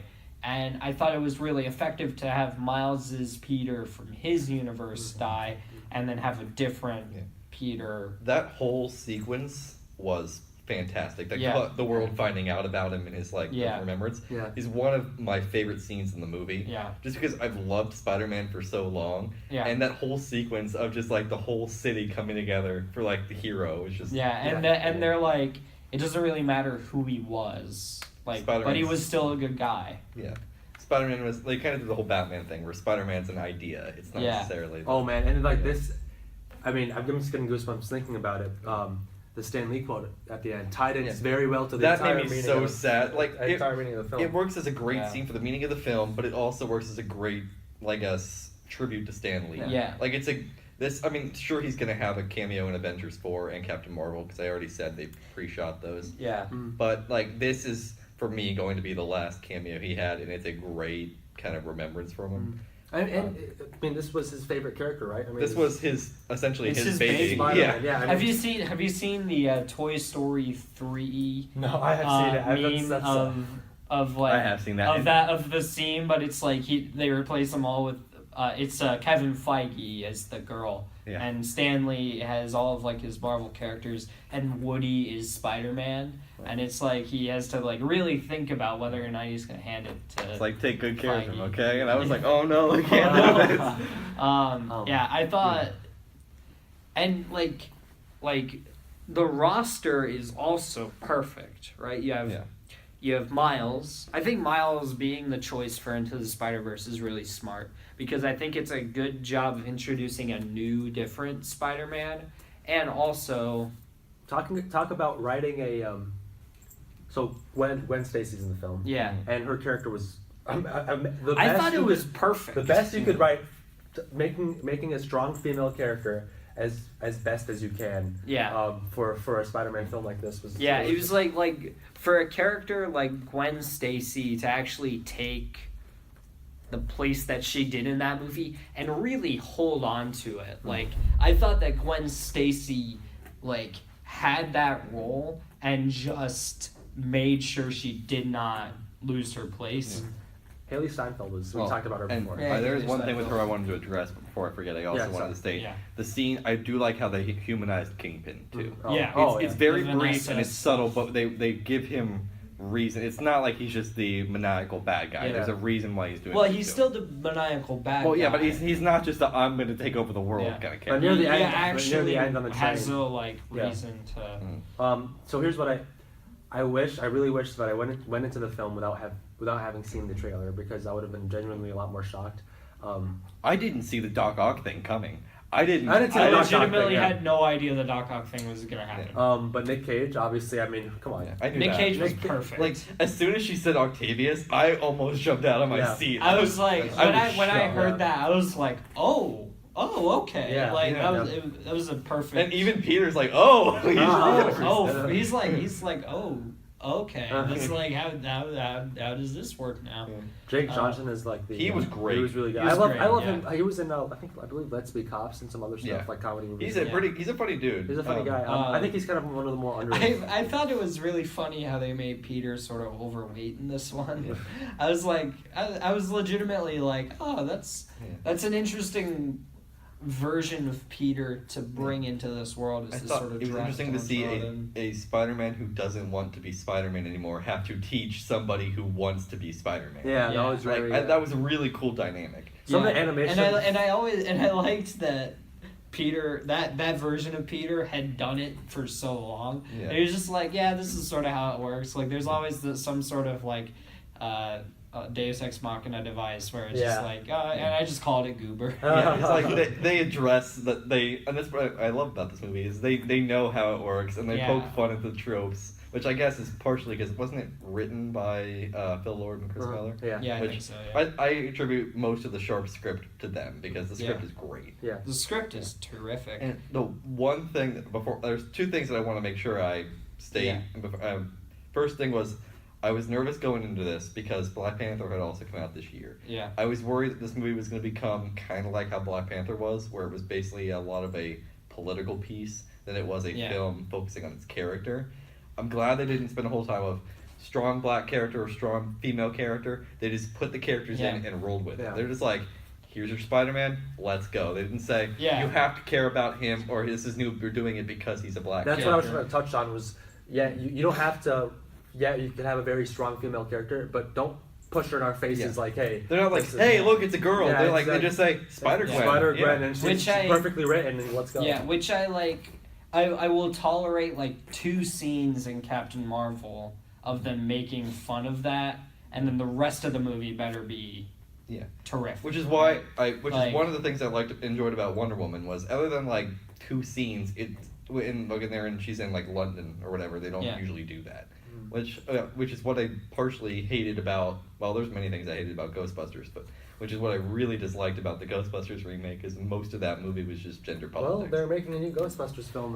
Hey, you want to talk about that whole That's a fiasco? whole. Is it a fiasco? It's the Granted, we It's- haven't seen the casting yet. We don't We know. haven't seen the People are saying like, oh, now they're doing another all-male one. We don't know that. Yeah, we haven't nobody seen the said- casting. But the thing is, so Yeah, the rumor is like a dude and a girl. what I didn't know was the Ghostbusters the reboot wasn't a part of the original world. Yeah, this one Yeah. is part It's of gonna the be. world. I'm surprised that they didn't roll with that. But Yeah. Into the Spider-Verse. Yeah. Okay, so back Into the to the Spider-Verse- thing that makes us happy. Into the Yeah. Spider-Verse, I think for me, obviously a clear best animated film of the year. Disney didn't really come out with anything as strong as this. No, like if they give it to Incredibles 2 simply because that's Pixar, I'm gonna be No, furious. I'm not gonna Yeah, watch that. Incredibles 2 is I'm not nowhere gonna watch near it. as Like, good as I Spider-Verse. enjoyed the movie, but this is Incredibles way 2. better. This is way better Incredibles in 2 every way. isn't even as good as Wreck-It Ralph 2. This is better in every way. Animation, technically, what they were able to achieve. Yeah.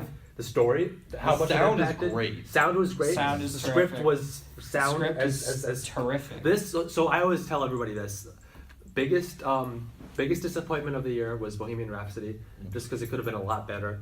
And biggest Which surprise, is going to rob Black Klansman. I don't think it will. I think Not it for the will. Oscars. Biggest surprise for me was this film, because if you told me at the beginning of last year that this film would be the That a best animated Sony film, Spider-Man Yeah. film would be the best animated especially with film. Venom Yeah. coming out in October or whatever. Yeah. I would have thought you were crazy. If you So told me I- a Sony anything was gonna be my favorite movie of the Yeah. year, I would have been but surprised. This Yeah. was definitely a huge breath Yeah. of fresh air for me, and just a sigh of relief, because I can't wait to watch it again. Which Like, I hope that what I think is good about this is that Sony can say, all right, Marvel Studios, you do Peter Parker in the MCU, and they just do their franchise with Miles. Mhm. Like they just they'll continue do on their Miles and then all of the other Spider people. and then they have of access course we're gonna get more Venom movies, unfortunately. Yeah. but- Well, and I think I like this movie. If you had told me that Sony was gonna do an all-female spin-off of the Spider-Verse thing before this movie, I would have been like, okay, like we'll see what they do with it. But I would also be really skeptical. But if they stay with this style or something similar to it, I'm really excited for that. I don't know if that necessarily, from what they said, necessarily means an all-female one. I think that just means they're making the Spider-Gwen movie. Well, they're doing a sequel, and I think they've said all female. I think from what I heard, now you might be right, but from what I heard, I thought there was a Spider-Gwen movie and then a live-action female-led one that was going to be. That's Silver right. I Sable think and Black Cat. I think they're doing Silver Sable, Black Cat, maybe Spider-Woman as well as a different movie, Yeah. and then I think I'd be really excited for a Haley Steinfeld Spider-Gwen Oh, movie. man. Oh, That'd be I'd see that right That's- now. That would be amazing. Like And I need that. We talked about in my this when we were life. having dinner, and I guess we got to move on soon because we're already at an hour We 23. can spend as long as we want on Hey, Spider-Verse. there's a lot of. I want to make sure I We talk have about a Glass lot because I of got a stuff. lot to say Yeah, about Hey, Glass. I mean, if we don't Yeah. get to it today, we're gonna We'll get to it eventually. another We'll day. get to it eventually. So But I wanted to address with the animation because I've talked to a lot of people about this movie saying how great it was, and they're like, "Oh, I don't like cartoons. I don't want to see it." Just because you might not like this isn't it's accessible to kids and kids are gonna Yeah. love it, but this movie is not just a kids movie. There's moments for kids, but this is a movie that everyone can enjoy. yeah, I agree. Yeah, it's Literally it is the epitome of movies that all ages can enjoy and still be a meaningful This story. is an animated movie that's not just like for me. There's a difference between animation and cartoons. Cartoons is stuff like Tom and Jerry or stuff like that, where it's just Dude, honestly, even those hold a really special place. in my heart. I don't think I don't dislike Yeah. cartoons. Yeah. I'm just saying there's a difference. Yeah, you're between, right, yeah. There's like it's Yeah. kind of like a dumb slapstick kind Yeah. of thing. like and your then there's- Saturday morning cartoons Cartoon. sort Yeah, of thing. there's a difference between that and like a legit animated film. This is a film that would be just as great in live action as it is animated. I think animated helps enhance it because of the art style, But Yeah, I think I think it's like I mean, Phil Lord and Chris Miller, right? They were like these are the guys who are responsible for the Lego movie. yeah, and Cloudy with a Chance of Meatballs, which is underrated. Anything Yeah, from the Cloudy studio- with a Chance of Meatballs is great. Oh, very. It's like a childhood favorite. Anything from Studio Ghibli, anime, and stuff Yeah. like that. Yeah, It's- and then like you go over across the ocean, pretty much all the stuff Japan puts out for animation is beautiful, beautiful. Great. Yeah, masterful. and like Your Name, Kimi no Nawa is legitimately one of the best films I've watched in a long time. Yeah. It's So- like it's so good. So don't discount this film just because it's animated. It is one of the, if not the best film of the year. Which I will say up and down about every animated film that is put out. I've thought about this for a while, and I think that Into the Spider-Verse is genuinely my favorite like animated film of all time. Like Really? no joke. Yeah. See, for me, It's up there for me. See, for me, Big Hero 6 still tops everything else. So Big it's Hero like, 6 is amazing. That film was that movie awesome. is legitimately my favorite movie of all time. That So it's opening like- that opening was emotional. Let's be honest. But Oh yeah. the whole movie, like It's I emotional. watched it again, and I have to see it I legitimately started crying during one of the parts. 2015 was a good year. All you That have was- to say that is was I'm like satisfied with my 2014. care, and I'm gonna Well, start getting emotional. Yeah. Man. So where do we transition from this, guys? Okay, what else we got on the list? You have the list open there? Yeah, I have to have. I guess I'll talk about Wreck-It Ralph 2 for a second. Okay, well he's looking up the. Okay, well we talked about that, didn't we? I don't remember. You did the end credit scene. That's it. Well, Wreck-It Ralph 2. I mean, like in previous episodes, I thought. I don't think so. Well, Wreck-It Ralph 2 is a really good film. Yeah, I really liked it. I mean, actually, no. It was Talk about making me cry. Yeah. I thought this movie really capitalized on the Ralph Vanellope relationship in a way I wasn't expecting, and I thought,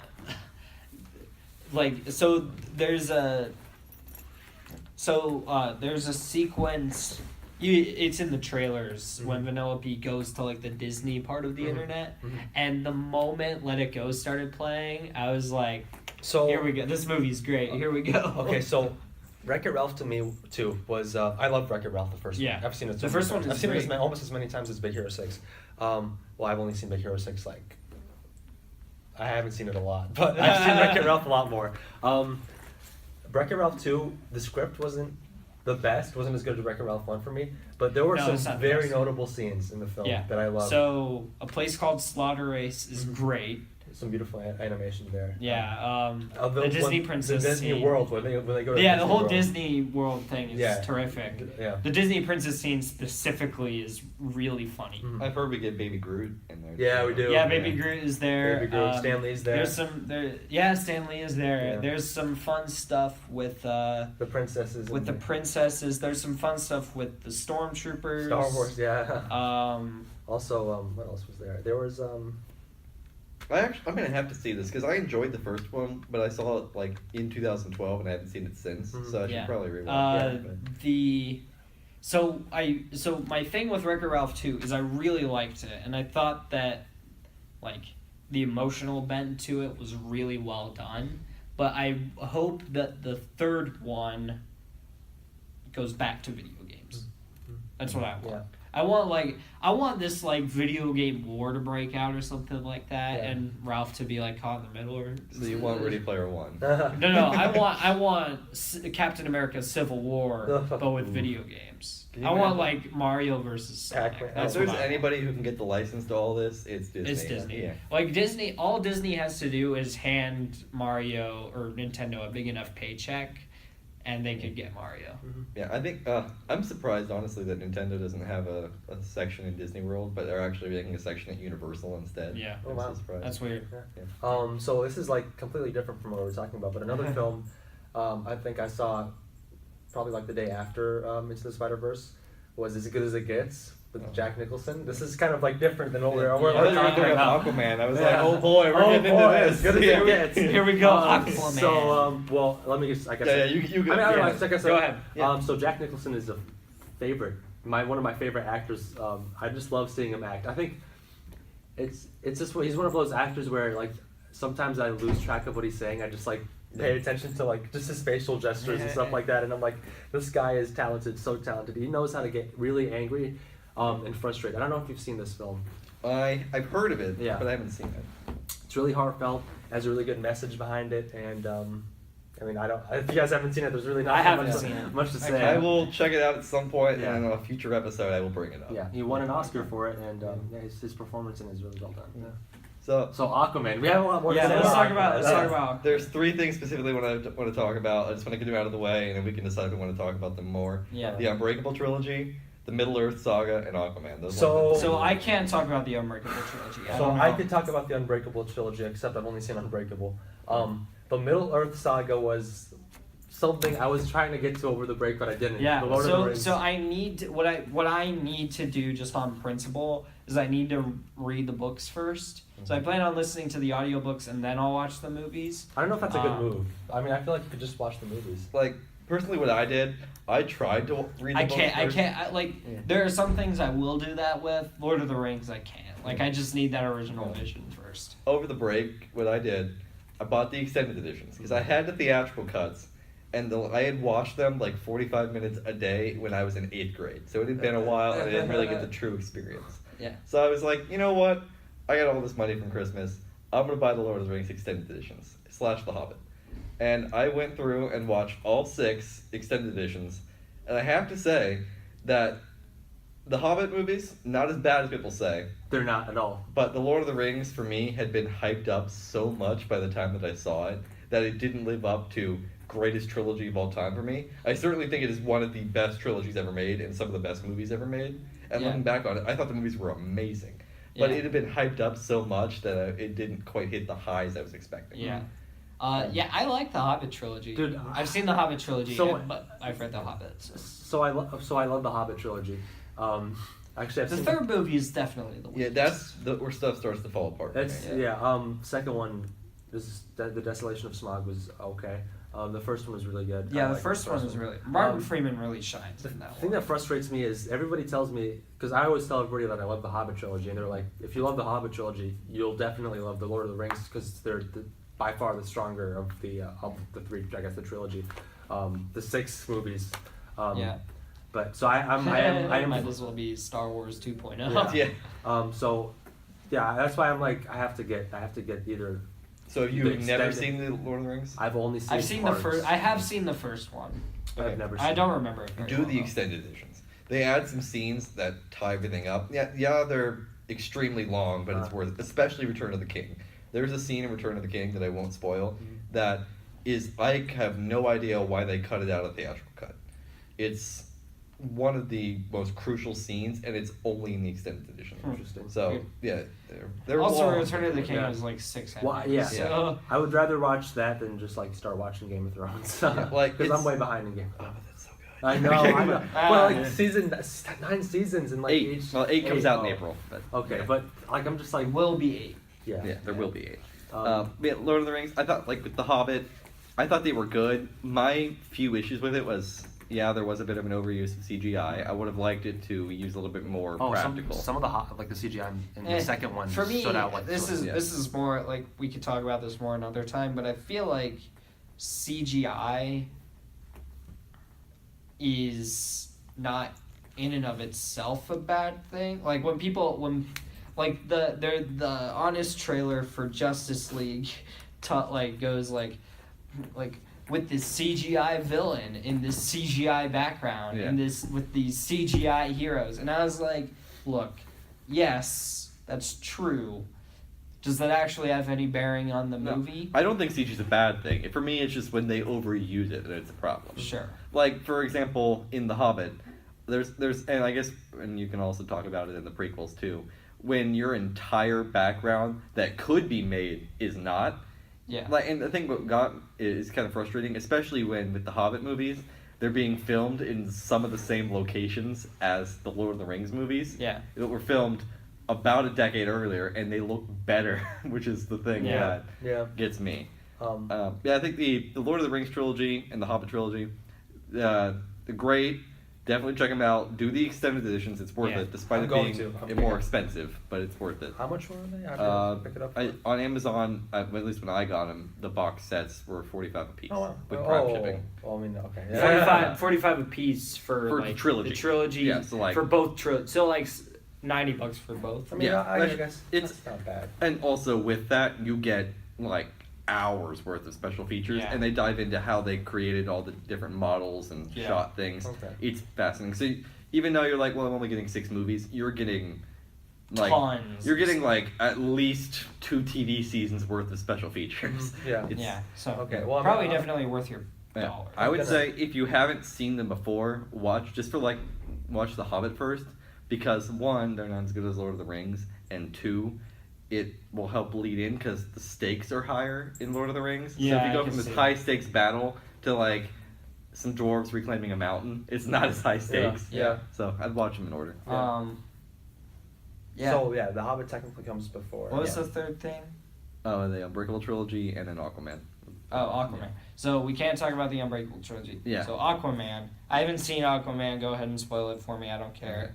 Yeah. That being So said, I've literally stopped caring about DC. That being said, if you I know we can't talk about the Unbreakable trilogy, but everybody, including the audience, should check them out because that whole trilogy is highly underrated. Unbreakable was when I saw it. Like I definitely thought it wouldn't be as good as it turned out to Yeah. be, but it was, like you said, it was beyond its Yeah. time. Like it was freaking Yeah. revolutionary. So my thing is I'm going to watch them. Okay. My dad really likes Unbreakable, so I want to watch them with him.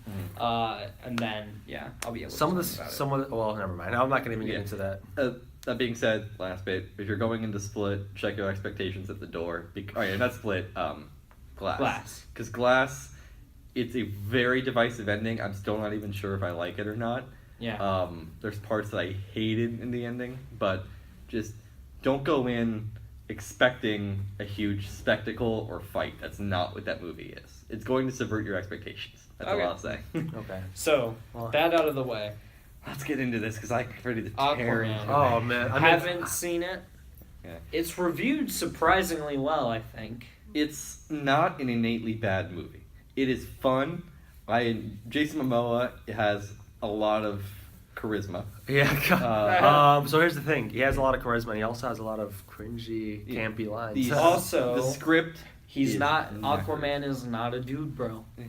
That is part of my issue with it. Part of it is the script is a little weak. There's huge exposition dumps to just get exposition out of the way. Yeah. Which, Yeah. for me, that's like I like Nolan movies, so it's not like Yeah.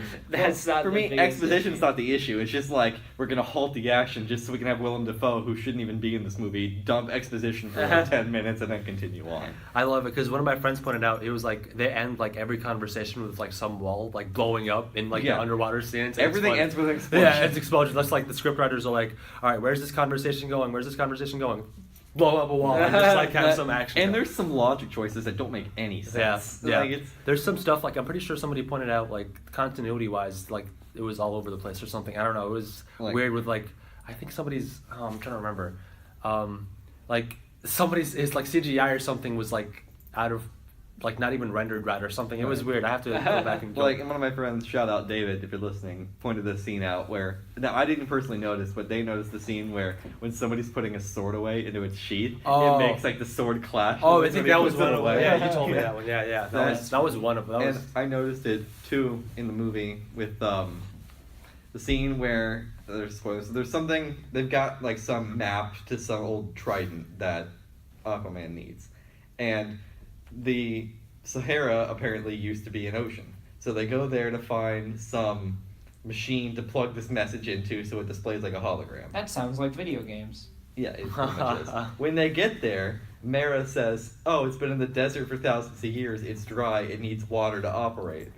So, this message they've been carrying with them underwater for weeks, she pulls, like, using her water powers, pulls some water from, like, outside of Aquaman because we're made of a lot of water, and drops it onto the message. The message has been with them underwater for like multiple weeks. She drops the water on the message and not the machine that's been in the desert for thousands of years. And it starts to work. Like, that doesn't make any sense. It's just, the logic doesn't make any sense in this movie. Sure, it's fun and sure, it's pretty, but it doesn't make any sense. Also, the scene where the Africa cover by Pitbull as they're slow-mo walking out of the ocean into the desert is one of the cringiest things I've ever seen. oh my god. It's that like just in it. I'm imagining it. I don't even know what Pitbull sounds like. because I don't listen Like, to do him. you know the whole meme of Africa by Toto? Yeah. It's that, but it's the song done by him, and they play it as Aquaman and Mera are slow-mo walking out of the desert, or out of the ocean into the desert. That just makes me want to watch the movie just so I can see that in all of its glory. Like, I made, like, probably, like, the most, like, I just made a face, like, oh, just, like, Oh my God. disgusted. Whenever some of there's that- okay. a cringe moment in movies, Yeah. I just sort of like, oh. Definitely some Yeah. of the lines in the film, like especially near the beginning, I would just cringe, just like flat out cringe, and I would honestly look over at, because I saw this with Caleb, and just like shake my head, just like they really just. At some points, I was like, "Is this supposed to be a campy film?"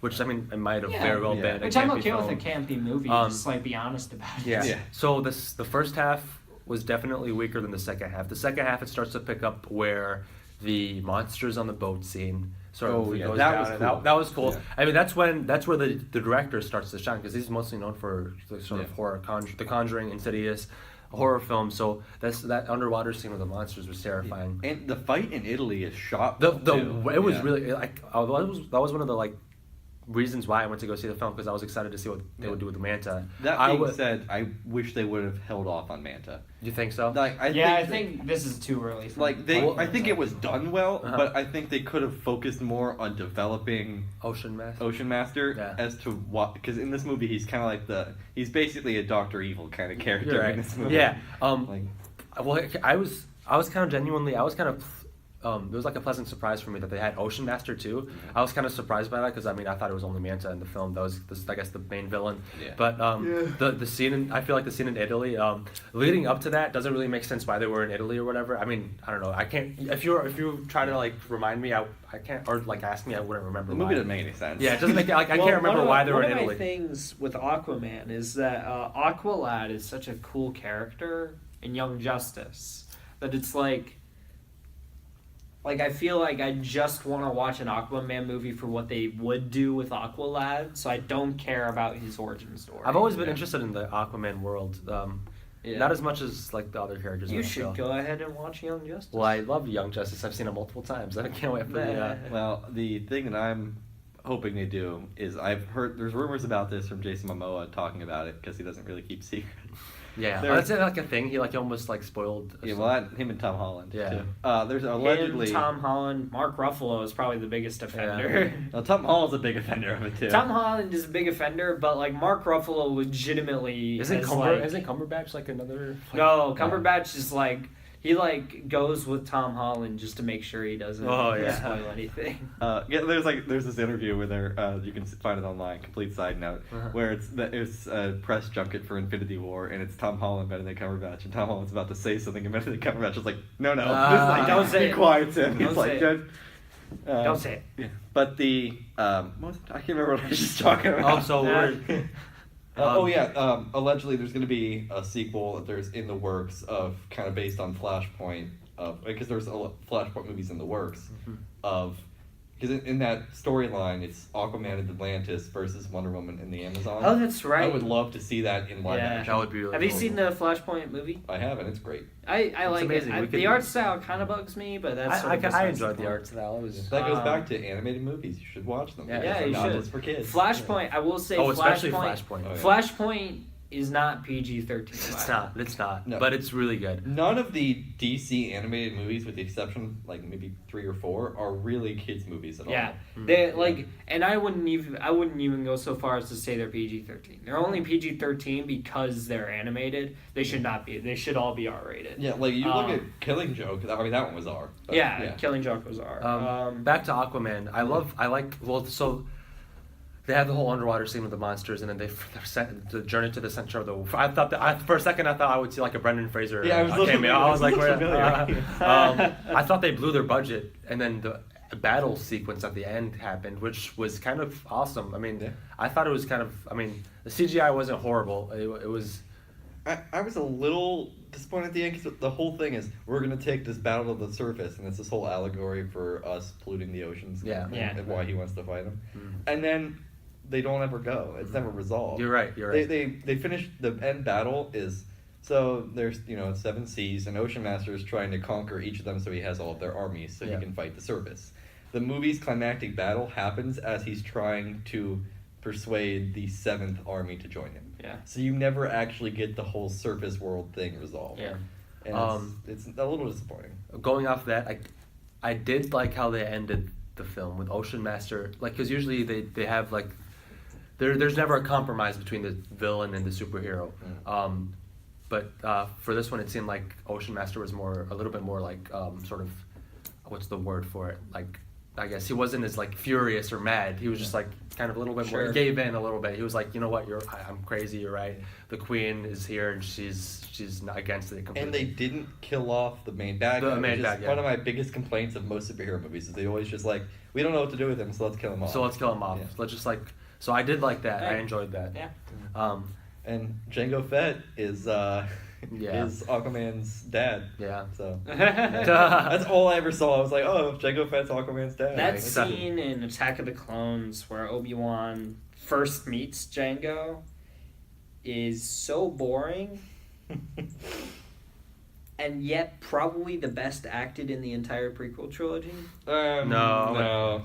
I would disagree with you, but that's a discussion for some We'll time. get to. Yeah. We're We'll gonna get to have the to do Star prequel Wars first. eventually. We're going to, but so I don't know. There's so much more. That's gonna be a contentious episode. No, it's not. It's gonna be amazing. Well, there's gonna be some arguments in that there episode.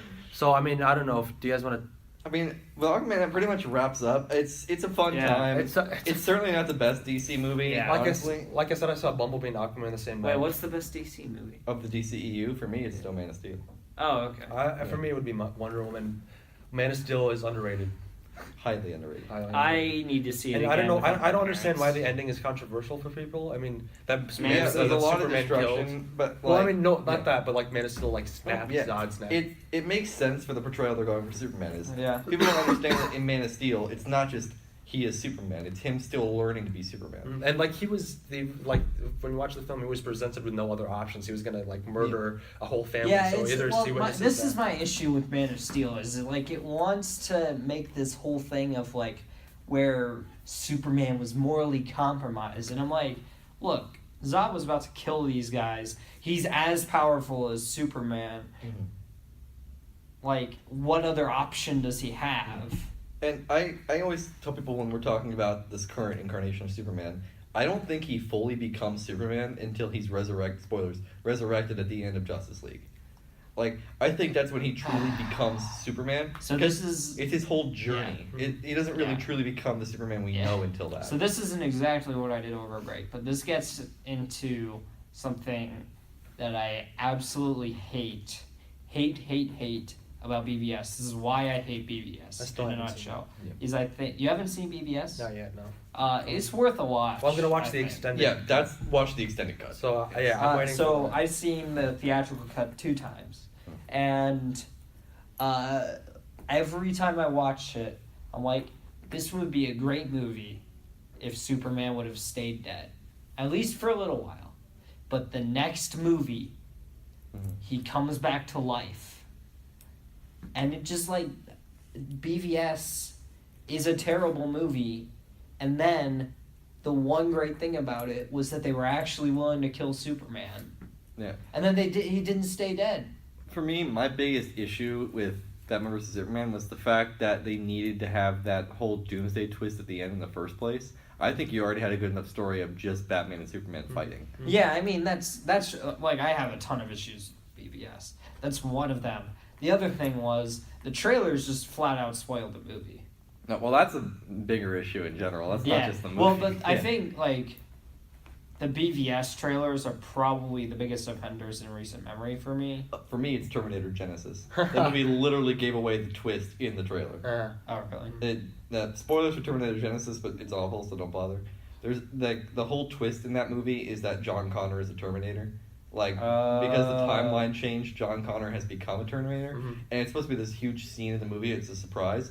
And it's actually given away in the trailer that John Connor. John Carter's a good movie. Yeah, it's underrated. We'll talk about that later. Yeah, that's on the list. Yeah. So I mean, I don't know. Should I just rattle off movies I saw over the break? Just We can all do the same, I guess. I saw Sorry to Bother You, Boots Riley, really good film. I saw If Beale Street Could Talk, which is a really good film, Barry Jenkins. Barry Jenkins sort of follow up to Midnight. Yeah, I mean, it didn't get a Best Picture nomination, which I'm pissed about, but Yeah, probably robbed by Black Panther. I mean, not really. There were some other ones up there that were not really that, I don't know, worthy of being Best Picture nominated. So The Favorite was really good as well. Vice, I saw that as well. We got to talk about that. Vice, we have to talk about because that was an interesting film. The Favorite was a very interesting film, and if you guys ever see it, it's the ending was really, it had like just the entire theater just like what, but in a good way. It was pretty cool. It's not your typical period piece, that's for sure. What else did I see? It's so hard. I started to watch Daredevil, guys. I mean, I finally So I know where you are. You're at episode 4, right? You No, just past finished that, past episode that. Season 1? Yeah, season 1. I'm past So, episode 4 though. You're past episode 4. Yeah, I think I'm on episode You just got 6 right now. introduced to Fisk. Yeah, but I watched like I think 2 more, so I'm on episode 6 now. Okay. So you're right at that point where it actually starts to pick up. So I mean, it picked up for me at the very beginning. Like they had me at that long take where he goes to save the boy from the Russians. That was extremely well done. And I hear there's like more to come. Yeah. So I'm excited Sorry, for that. you need to watch season 3. Yeah, I know. now. I'm going back. So what I'm doing right now is I'm simultaneously binging multiple shows. So while it'll take me longer to get through them individually, I'll have watched more at the end. Yeah. I'm currently binging through all of Star Trek, so not just the original series, but original series, Next Generation, Deep Space Nine, Voyager, Enterprise, Discovery, as well as The Expanse, which if you guys haven't seen that before, it was on Sci-Fi Channel. Sci-Fi canceled it, but Amazon Prime picked it up for a 4th season. First 2 seasons are already on Prime, and season 3 will drop on Prime on the 8th. And season 4 comes out like the summer. There are a lot of good things on Prime. Check it out because it is probably one of the best sci-fi shows currently on the air, and nobody's watching it. It's like it's based on a book series. Acting's great. The effects for a TV sci-fi show are really good. Okay. What's it called again? The Expanse. Okay. It's all on Prime. Actually, I've heard of that. And like a person like us recording this 4 days from now, season 3 will be up. So almost all of what it is will be on there. Another good movie I checked out. I'm sorry. Very good. Wildlife. Jake Gyllenhaal. I mean, Carey Mulligan. Spider-Man. Carey Mulligan. Yeah, I haven't seen the Far From Home trailer. Oh, and I think the other thing I completely forgot to talk about before that is the Marvel Netflix shows. That's the other thing I'm binging through. Marvel Netflix. Yeah. Which? Oh yeah. And including Marvel's. Basically Marvel TV in general, so S.H.I.E.L.D., Cloak and Dagger, Runaways, all of that. I need to watch Cloak and Dagger and Runaways. I hear those are good. Yeah. So what were you saying? Well, I was gonna say Wildlife, which I mean, I don't know if you guys have heard. I haven't of this heard of that film. one. A lot of films. Jake Gyllenhaal is obviously a really good actor. I was trying to watch this film last. I think it came out last year, and I never got to. So I over the break I had a chance to, and I'm excited to see what he does with Mysterio. Far From Home, so I don't. You didn't watch the trailer, right? No. Honestly, I would say if you've waited this long, don't do it. Okay, I mean, because I don't know. I think especially if you're avoiding the trailers for Endgame. Yeah. But Wildlife is a really good. Sorry, just No, to yeah, wrap it you're up. good. Wildlife, a really good family drama. Sort of subverts audience expectations, and the script writing is amazing. Was that a 2018 release? Yes. Okay. It like flew under everybody's radar, and like it's not even getting any recognition. Neither is Hereditary, which is another. Yeah, I've heard that one's great. For me, it just seems too creepy. Man, it is. Like I haven't. I remember specifically having a conversation with somebody before I went to go see it, that I hadn't been scared by a horror film in such a long time, and then I saw that movie and it was terrifying in a very emotionally riveting way. So it was a different type. It was a different type of horror, not the like for me with horror films, I try to mainly just do slashers because I think they're fun enough as some suspense. Yeah. But to me, typically they're not scary per se. Do you like the ghost sort of like paranormal? Depends. I like stuff like Paranormal Activity. No. Okay. For me, The Conjuring is just too I can't do The Conjuring. Yeah. This stuff, it just messes with me. Like, even though, I'm like, oh, I know it's a film, but my brain still just doesn't. Yeah. But slasher movies, I love Nightmare on Elm Street. The first one, I think, is one of my favorites. Yeah. Stuff like that. And then, obviously, it's on the list. We'll talk about it another date, but Evil Dead is just so good. Oh, okay. Yeah. I want to talk about 2 things that I did, because I already talked about Wreck-It Ralph and Spider-Verse. What's your deal? Kurt Russell's The Christmas Chronicles was actually really good for a Christmas movie. for like a Santa Claus Christmas movie. Mm. It's really fun. It's like it's not the best Christmas movie because that easily goes to Polar Express. Oh, Actually but, goes to Die Hard. No. But I think it's a lot of fun. Kurt Russell does a really good job as Santa Claus, and he does this really cool thing where he's able to do this weird new renaissance of like sort of dirty Santa, where it's like he's kind of grimy and he's kind of this like bad guy who's like tired of his job.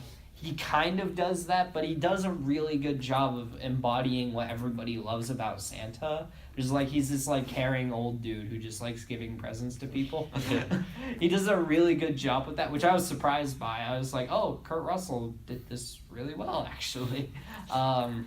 So I thought that was really good. I also replayed Final Fantasy 15. I got the Royal Edition for Christmas, and it was a lot better than I remember it being. Mm-hmm.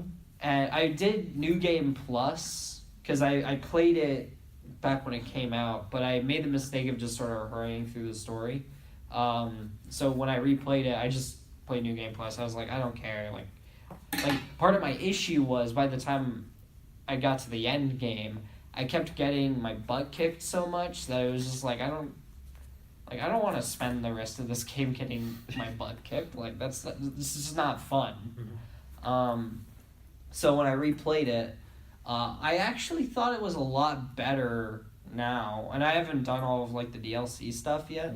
I think the key issue with the story in the game is that there are 2 acts where you don't there's like no plot development whatsoever, and then the 3rd act is all this like payoff for nothing that was set up. Yeah. And like the 3rd act of the in any other game where it was like actually developed, the 3rd act would actually be really great. I think it's a terrific 3rd act. It's not an earned 3rd act. So yeah, Final Fantasy 15, give it another chance. Buy the Royal Edition, it's pretty cheap. Yeah. Yeah. Unfortunately, they canceled 3 episodes of DLC. Yeah, that's probably my biggest disappointment is that we're getting one more, but there were 3 DLCs that they've done. We're getting one more, and then they canceled 3, which is really disappointing because they were going to do some really neat... They were going to probably tie together a lot of the things in the story that we're missing, which is sad because it's sort of like... That universe is really interesting. It's just they don't develop it in the game very well, and it's just kind of disappointing. Also, just because I'm on the Final Fantasy 15 thing, I watched that movie that they put out, Kingsglaive. Yeah. It's all right. I think it's really interesting from a technical perspective because it's an animated movie, but the CG makes it look so realistic that you forget that you're watching a CG movie. In a later episode, I put that down as something I want to talk about is CG animated movies, the photorealistic ones, because there's certainly some ones that I could talk about for that list. So, over the break, my main things, I've pretty much already talked about most of what I watched and played. I played through the first 3 Gears of War games, because I hadn't played them all. I had played the first 2, but I hadn't played the later ones. Replayed the first one. It's a little dated by today's standards. It's very visually dull. It's an early Xbox 360 game, so it doesn't quite hit the potential yet. And graphically, it's a lot of just browns and grays. But it's not a bad game. It's fun. The gameplay gets a little bit samey towards the end, and don't exactly go in expecting a real story, because there really isn't one. Yeah. Second game, the gameplay gets tighter. You get some more world building. There's actually some light in this game. You're not just underground for the entire game. Third game is colorful, it's wacky, and it's weird. It doesn't make any sense. Has a satisfying enough conclusion, I guess, and a sad death. Fourth one I started after the first chapter. I just turned it off because I got kind of tired of just getting into cover, shoot, get into cover, shoot, get into cover, shoot. Oh, this is Gears of War. Yeah. Okay. I forgot what you said, and I was like, I played the first 3, and they're all exactly the same gameplay. So by the time I got to the 4th one, I'm like, I need a break from this. I played 4 games of just getting into cover and shooting things. Yeah. Then I got Smash Brothers. I played a ton of that. I've unlocked. It's really good. I unlocked all the characters in about 2-ish, 3-ish days. Yeah. There are a lot of characters to Yeah. unlock. So. I beat the story mode, which was not as good as I wanted it to be. It was fun, but I was It's expecting tedious. It's really tedious. more. I didn't even. And there's bother no with actual spirits. story. Like I got 986 of the 1,300 spirits. I guess 1,302. I just stopped going because I'm like, I'm not gonna keep doing this because it doesn't matter. Yeah. like I got if they all gave of me them. like this emotional like the character will be freed from their trapped state as a spirit, then I'd be Or- like, oh, I want to save Or Tails. maybe like just something small, but like it's just really a JPEG of a character, and it's just like Yeah. here's the series they're from. It doesn't matter. Yeah. And Yeah. because World they- of Light is actually really disappointing if you because think you about can it. use them like the spirits Yeah. in the game as like a power up, but Yeah. if you beat the campaign, it doesn't really matter. I think. And everybody will turn them off Yeah. in main Smash because it'll change. Yeah, things, it's so. just the balance is off. The other thing about World of Light is that it would be so much better if you just cut the first third of it. Yeah. Cut the first third of World of Light. It's basically a perfect single player campaign. Yeah, like I was hoping for like another Subspace Emissary, and that's not what I got. No. Subspace Emissary is a perfect Smash Bros. Storyline, and World of Light is not that, which is really disappointing. Because I understand what the vision is for it, but it just doesn't work. That being said, now I'm not a Smash diehard like a lot of other people. Ultimate's the first one I've actually picked up. I played some Brawl back in elementary school, but I didn't really have it. I didn't have it. The Ultimate I enjoyed. I thought it was fun. I know some people have some issues with it. Yeah. I don't really personally see a lot of issues. I thought everything seemed to be pretty balanced. It was fun. It's one of the best balanced Smash games. And it was, yeah, the biggest thing was it's fun. Yeah, Yeah. It probably isn't a great story, but I kept playing World of Light because these interesting battles and twists were fun. Yeah. And the gameplay is just addicting. Yeah. And Smash is a gameplay powerhouse. And I It's even like- tweeted this out. I was like, playing World of Light as Snake is the closest we're going to get to a new Metal Gear game. Yeah. Oh, God. Yeah, I think there's that, and the last one, I know, Mob, we could probably talk about this. We don't have a whole lot of time. Yeah, I but- gotta Oh, do yeah. this somewhere. Yeah. Oh, yeah, you gotta yeah. leave. Yeah, well, Vice, that's the other thing I saw. I think it was pretty good. Well, should we talk about that? We can talk about it next week. later. Because because I have a lot to Yeah. say about that. in a We'll little make bit. that a discussion. That'll be the next first week. thing next week will be Yeah, Vice. yeah. There's a lot to say about Yeah. that. Well, that's the first episode of the Lab Rats Entertainment Podcast. So much to talk about. But So there's still some issues with Spotify and Google Play. We'll get those sorted out in due time. Twitter is still at Cascada, but you will still be able to find us at the Lab Rats Entertainment Yeah. Podcast. Our name, or like it's like username is that, Yeah. but our at is still Yeah. Cascada. And yeah, you can find us on iTunes, Google Play, YouTube. What am I forgetting? Spotify Spotify, and- Google Play, iTunes, and Podbean. and Podbean. That's the And that's YouTube. the last Yeah. one. And YouTube. And we do have also now, we should plug it too, we have an Instagram. We'll be. Oh, yeah. We've had it for a while. It's at the Lab Rats Podcast, I believe, or the Lab Rats Entertainment Podcast. You probably should have checked that. But regardless, if you search either of them, you'll find us. Yeah. I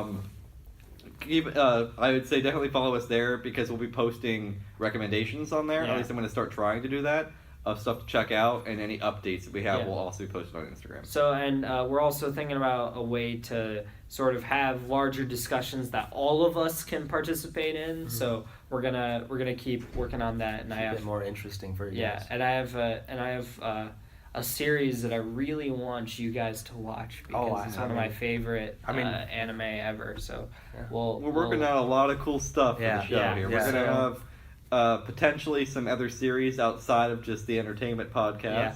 You've already got my 2 video essays Yeah. to watch if you want to. Yeah, I've got a Twitch account, so maybe I stream some Smash. I don't know. Maybe. Oh, I mean, That, and then, there's some other stuff in store. Yeah.